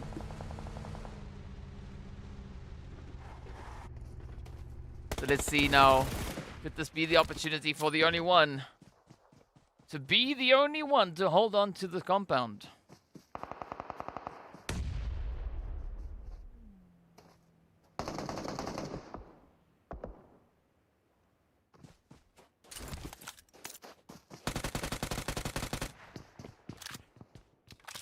No, the Vikendi points get added to... Ooh. Vikendi points get added to the league points. Only the bonus points from week 1, 2, and 3, as well as the overall performance in league. That is what the teams carry over into the finals.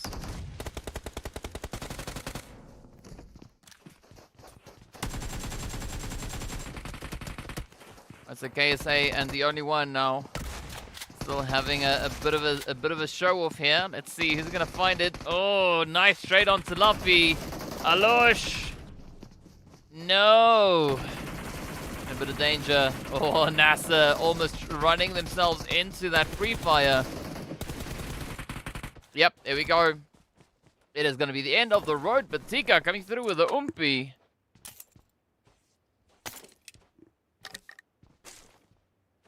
And that is going to be our first team getting shipped out. Sent out on their merry, merry way.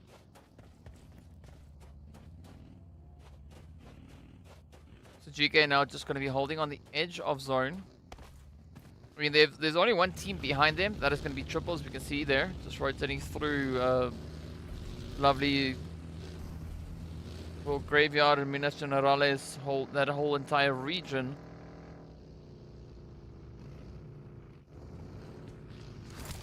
But again, the team's kind of like 50-50 with, you know, pushing in towards center zone or maybe playing it a little bit closer towards the edge. At least for this next coming phase, we are seeing a lot of teams, well, trying to play for center zone.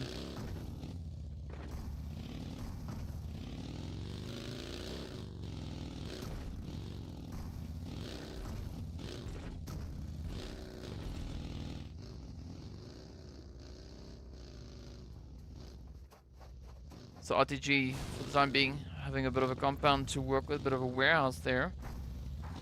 Look across the zone though. See Quest just going to be holding towards that eastern side.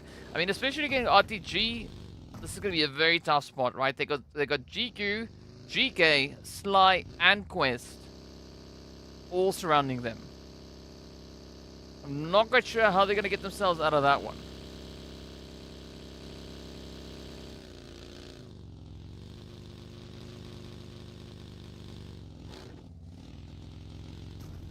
Meanwhile, Brute Force, they just casually going to be strolling on forward. Oh, here we go. Brute Force, definitely the team to beat when it comes to Miramar. Only a few points shy of NIGMA with regards to overall points earned on this map. Let's see if this is going to be the game which they could maybe bring in that upset.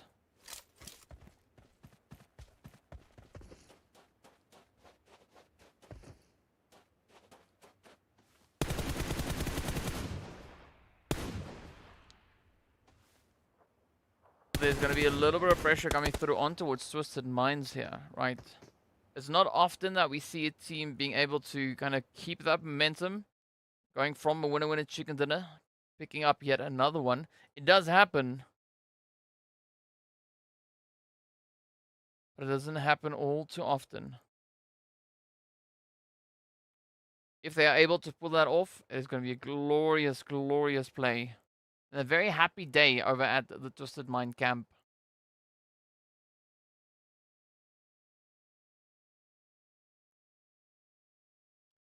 And at least after the last match, we can say that the players from Twisted Minds, well, as you can see also then on the side of the screen, they've secured themselves all the way up in towards that 5th place, right? With a glorious 87 points.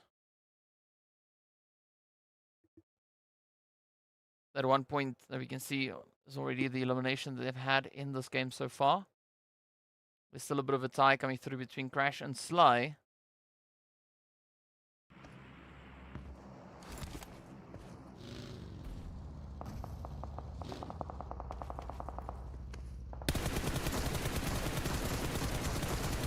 There's going to be brute force now. Oof. Trying to jump at every available opportunity. Oh, and they do succeed. Free part getting the hits up in towards Saif there. Big helping hand being brought in there by Ado.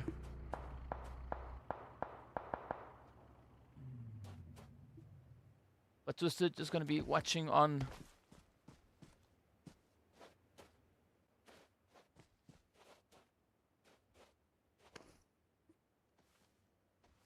Just keeping it nice and quiet.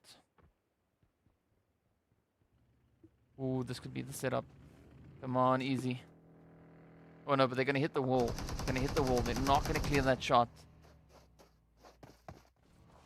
Meanwhile, as we venture back over on towards the ONYX Ravens. Ooh, going to be trying for a bit of an opportunity here. Ooh, come on. Get it. Get it.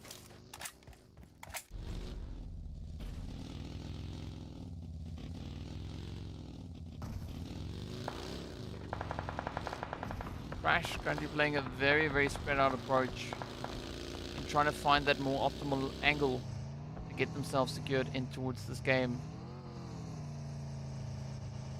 Fortunately, it's only still the 3rd phase, so the blue is not going to be as brutal on them. But obviously, you don't want to spend too much time sipping on that blue juice.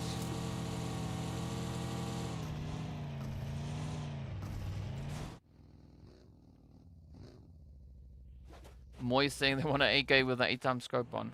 Good luck controlling that thing. Maybe on single fire, sure, but not on auto. That is going to be quite a mission. In the meanwhile, we can see Sly now running into a few difficulties down on towards that far southern edge. Ooh, but here we go, Crash. Pulling up on the side of Twisted Minds. NASR holding a very interesting 2-1-1 split. Spec, Xenox, all the way on that western edge. The zone getting ready to pop. Where's it going to go? Ooh. Okay. Alright.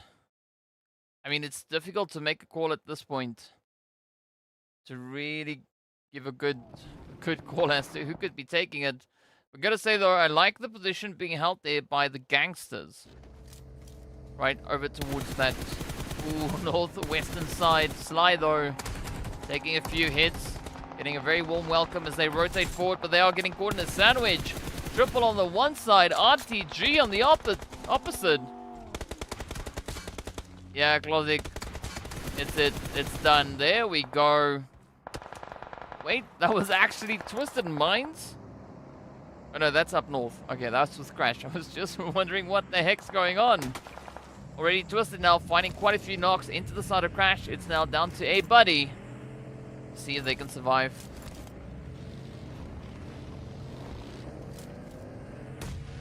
GEEKAY now still trying to regain a little bit of ground, pushing in from that southern side up north. Things are looking pretty challenging. Not quite sure what your Wes is going for at this point, trying to catch up with the rest of the team. NASR, though, in the meanwhile, pushing their way up in towards the zone.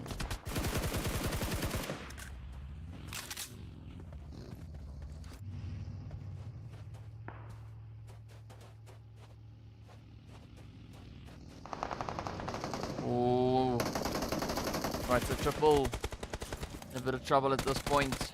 Already losing 2 of their players. It's now down to Vigors and Yalwez. Oh, but a very exposed position. As you can see, Quest Moving in alongside them. Yeah, there we go. Easy trade. First one down. Second one about to fall. Oh, RTG Golden, though. Getting picked up. But there we have a triple. Getting sent on their merry way is Reva. Locked in the final few hits. Reva also getting met with instant karma on that one. The tires getting popped here for Kalaga. This is not going to be the easiest position to disengage from. Ooh, beautiful, beautiful showing yet again. Quest now getting a 2-for-1 trade. Let's see if Alhaje is going to be able to find that last bit of an opportunity on towards Rio.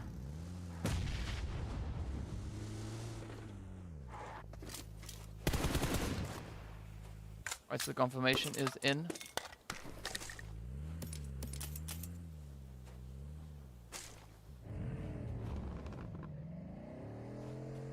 Alhaji just definitely going to be looking for a bit of an opportunity here. Get that snowball effect cooking. ONYX Ravens and Brute Force Lawyer on the opposite end.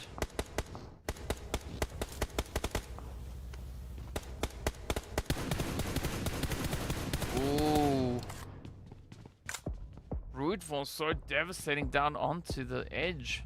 I mean, not only do they have ONYX Ravens, but they're also trying to pop in a few opportunistic shots into the side there of Twisted Minds. I mean, NASR also starting to mobilize themselves. You can see they're getting ready to push. Doesn't seem like they are going to be looking to full send it in just yet.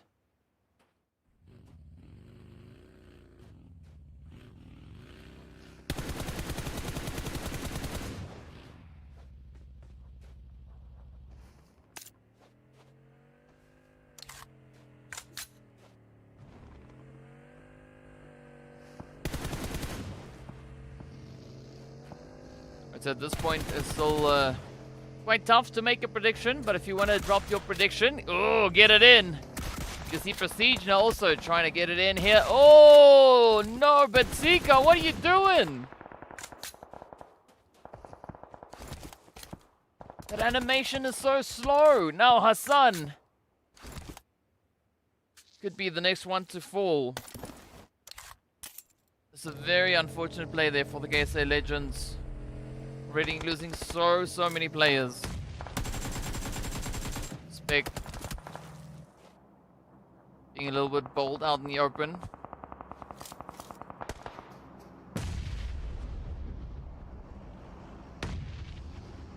But at least NASR, they've got the numbers here to try and bring that rest through. Again, a very fair trade coming through between either side, right? Gangsters, NASR. Bringing in the consistency. Just in mind the Brute Force and ONYX getting ready to step up their game. That is going to be R being found up north. Oh, look at that push coming through from Neos. Vehicle going boom, and that is the end. Oh, beautiful trade coming through. A Starch knocks themselves on out. Spec, Xenox. Looking to move through. Ooh, you got a few mollies getting deployed. Spec trying to strafe through the smoke. Gotta watch them angles. Boy, Waleed still gonna be holding strong. Trying to see if they can clutch it out for the Gangsters. Brute Force in the meanwhile will get exterminated. As the final few hits come through there from the ONYX Ravens. Sanji now making that mad dash up into the safety of zone. See that the western side also looking pretty hot and heated. R8 and GEEKAY. Getting ready to go toe-to-toe. Just look at the number of knocks on the side of the screen.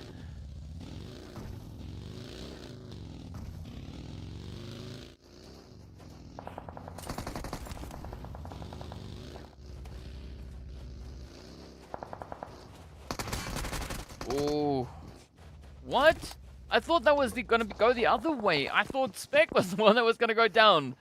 A beautiful reaction there. Now, Gangsters still holding steady. They've been able to bring Boy back.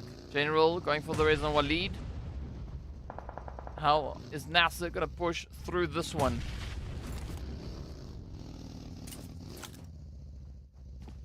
I suspect now on the front line. Ooh, Boy missing out on the quick opportunity. But instead is going to be a chase around the block. NASR now pushing, full sending it towards the compound. Oh, trying to break down the doors, trying to break down anything standing in their way. The boy up top needs to hold on to a little bit of Overwatch. Love the aggression being shown here by NASR. Ooh, they can hear the footsteps. It's downstairs. Now they're getting ready to push outside. Spec finds the first bit of opportunity. Waleed coming through with a cover fire. Oh, there we have it. Sanhok gets the first, but down goes J7. Waleed not going to be backing down just yet. Sanhok's not trying to flank it up. Are they going to get Waleed though? Oh, beautiful pre-fire, but Spec seals it up and down they go. Gangsters out in 11th, 2 elims to their name.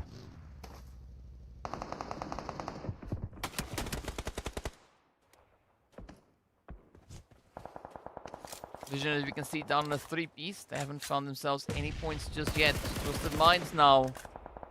And try and make it count.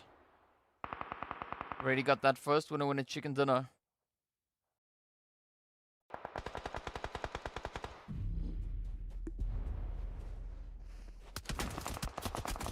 Ooh. Well placed hits coming through from Quest. Easy now taking quite a bit of damage. Rolkus up on the front line. Already 7 elims up for the side of Twisted. So much work to do. Not really being all too secured within that zone. But that is not going to hamper the attempt here. You can see Twisted now just quickly trying to patch themselves up. They have lost Dami a little while ago.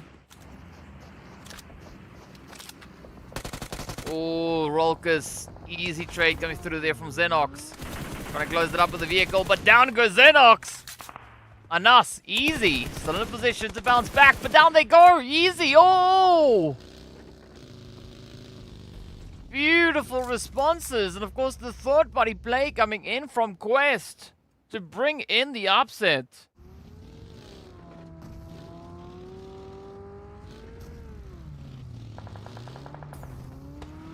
Alright, not having a lot of options with regards to their rotation. You can see the zone just being bare open land. Quest trying to utilize one of the few remaining ridges. Let's see if they can overpower the side of Vision. Spec also now going to be pulling a little bit closer. Coming into and gather an extra bit of information at this point.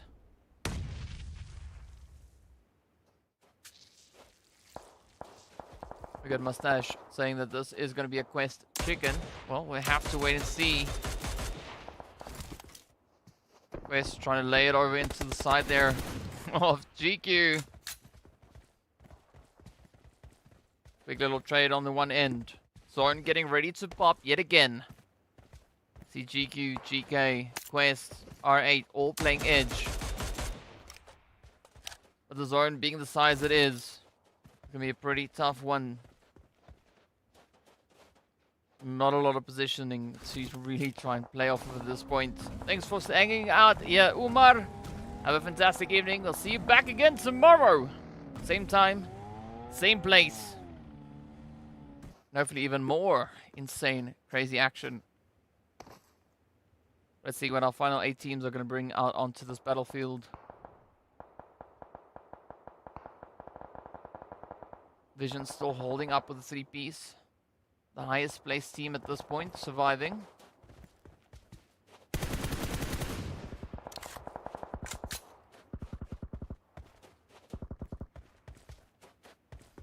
Thanks, Eden. Have a good evening. Say hi to Nepi and DK.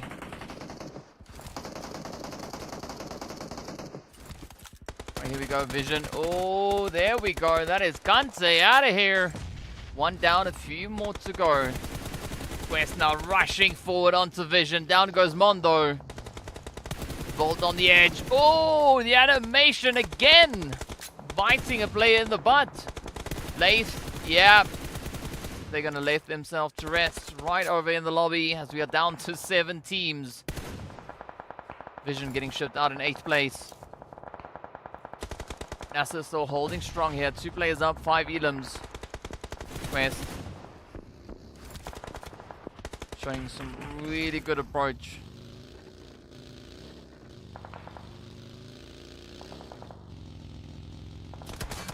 Oh, Spec, no! Not quite sure what Spec is trying to do. But I don't think it's going to last all too long for them though. Yep, that is going to be Rio also now. Getting confirmed on down. So Spec, Xenox, definitely again, strong duo combo. See what they're going to get done moving through from that northern side. GEEKAY now coming under fire as Ragnar goes down. Hope and Gaith gonna get themselves patched up. Thanks, Moise! Have a good evening. Thanks for stopping by. 5 teams remain. 2 squads still sitting on a full roster. West, kind of in the middle. But also kind of in the middle of the map. So let's see what they can get done. Oh! R8 though. Getting the play onto GEEKAY. Out they go. 3 elims. Down to 4 we are. Hey, we got a Death Fury in the chat. Welcome, welcome, welcome.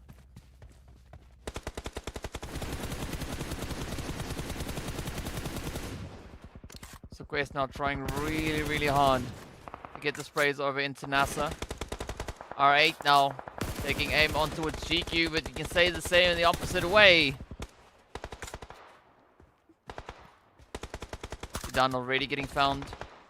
It's now down to Al-Hajj and Dart to hold it up. But will they be able to push it through to the very, very end? Could that chicken dinner be in sight? NASR are going to be potentially losing Xenox. Spec trying to move up, but again, that animation getting out of the vehicle just a little bit slow.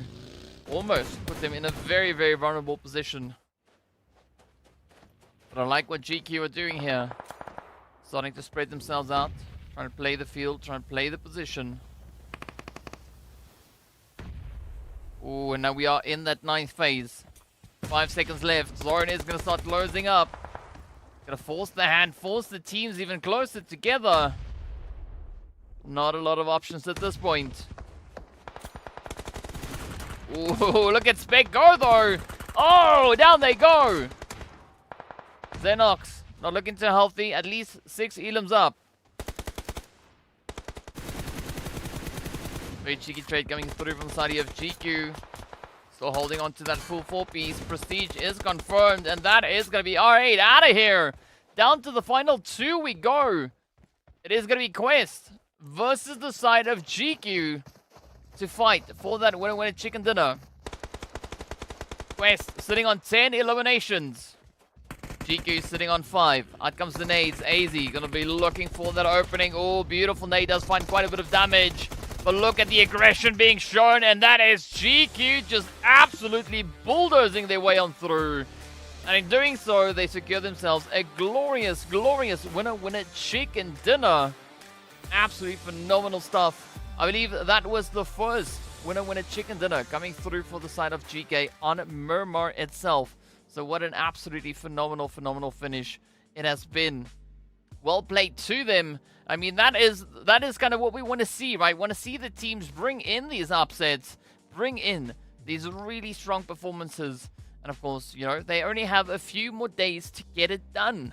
So they've run out of matches for today, but still a very, very satisfying bit of action that we've had out on the battlefield. But a big ups going out to the side there of GQ as well as Quest. Quest really working exceptionally hard in this past match to try and secure a strong finish. But as we saw, them being confined to that one corner, and of course GQ having that beautiful spread, they just, you know, overpowered it, moving forward, finding the angles, and slowly just disassembling the remainder of the team. Of course, beautiful nade also to close it up, and then on top of that. But yeah, GQ coming through, 8 elims up. Very, very decent performance. And of course, that is what we wanted to see, right? So Miramar off to an amazing, amazing finish. So well done to the teams, just شكرا keeping it للأهرامات في live. التعليق في الوطن I العربي need to بنا remember to ويوسف. mute this thing once we are done with the game, right? It helps. But either which way, a lot of excitement. We are going to be taking a look at our match rankings as well as our breakdown of the teams' eliminations versus the amount of damage they were able to cause. We are going to be taking a look at the MVP for the day as well as potentially, hopefully, the overall standings, for this phase. So let's see what all of this will bring. But first up, it is points time. So let's head on over. It is going to be GQ closing off the day there with 18 points, 8 of which going through from the eliminations. We have the squad there from Quest then securing double-digit elims, allowing them 16 total points. And then it was a very consistent performance coming through between NASR as well as Twisted Minds, right? Both teams securing themselves 7 eliminations across the board. But as we move further on down, it's going to be Crash Gaming and Slime Machine, unfortunately getting sent back empty-handed. But what a performance nonetheless. I mean, the only one, as we saw, had a little bit of a bumpy start, a little bit of a tough play. But it is what it is. At least, they got sent out with that one elimination, right? Quest, however, locking in over 2,000 damage, converting 10 eliminations out of that. But the strongest conversion rate definitely going to the side there of GQ. 8 eliminations coming out of 1,500 damage. Jihad, you are just in time to look at the scoreboards. So welcome, I guess. Oh, but a phenomenal performance coming through there from Twisted as well. Of course, then it is going to be Tofi taking the most eliminations. Spec coming in with the most damage. Again, Tofi with that nade finish being part of the 5. And then we've got Da locking in the 354-meter finish. And R really revving the engine, nearly traveling 15 kilometers. So quite a bit of ground covered. 2 kilometers more, rather, than what we saw coming through in the previous game.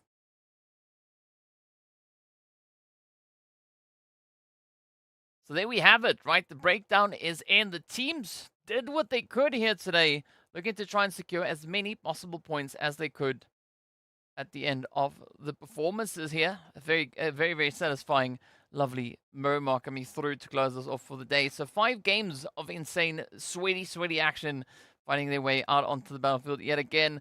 But of course, it is going to be our prediction call out here for the casters on the opposite end. Cody sitting on 9, Yusuf with 1, with Legend and Mayo sitting on 7 apiece. Almola, though, also, right up there alongside Cody. So a good play indeed. But there's a reason I'm not on that list, just because I really suck at predictions, right? Mine would be 0. No, actually it's 2. I got 2 right. So I've got 1 point more than Yusuf, right? That's pretty much it.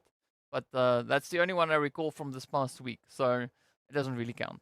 Either which way, of course, the teams just bring in very strong plays. And we got to see how that then impacts our overall standings, at least for the phase, right? Because as we know, only the top 12 teams can move forward into that lovely Vikendi.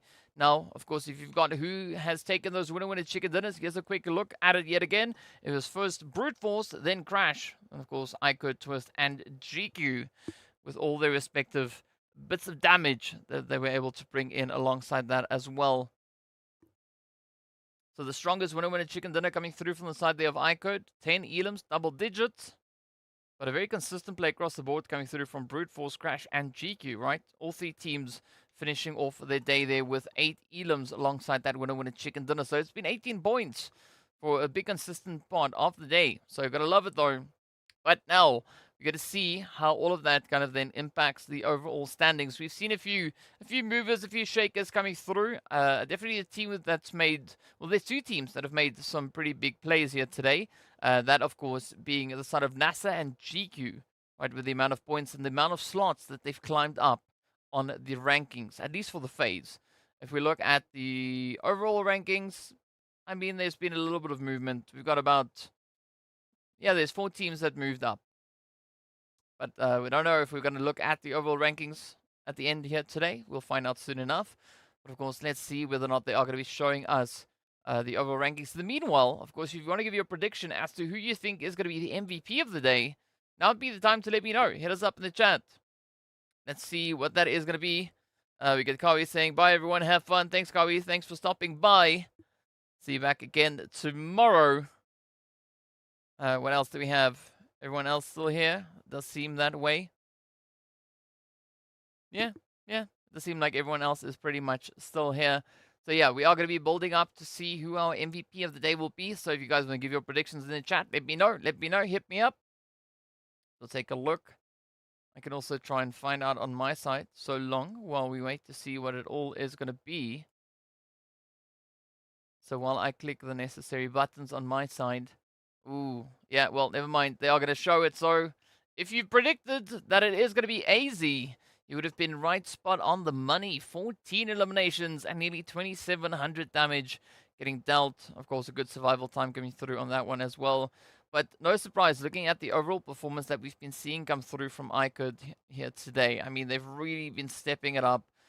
For the FaZe, also secured themselves a really decent helping of points, but, well, they did finish on a grand total of 52 total points in just today, right? Of course, a quick comparison coming through then there for Evo Station, our runner-up MVP of the day, coming through with 1,064 damage, 3 eliminations, and those 6 assists. Oh, that was on average. Yeah, that's the average performance. So this is how AZ got themselves awarded the MVP of the day.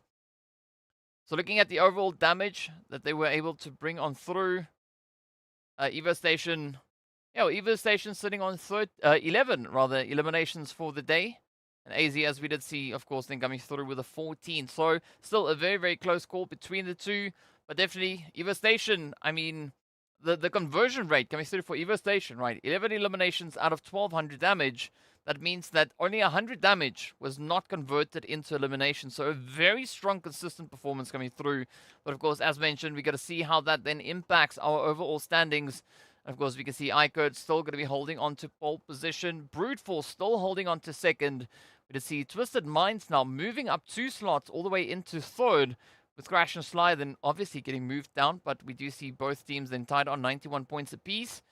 We also have Quest jumping up 2 slots all the way up in towards that 7th position, with NIGMA then getting move 1 down. NASR also bringing in a phenomenal day, also climbing up 4 slots in total. So what an impressive play. GEEKAY doing exactly the same, also hopping up 4 slots. So very, very strong performance.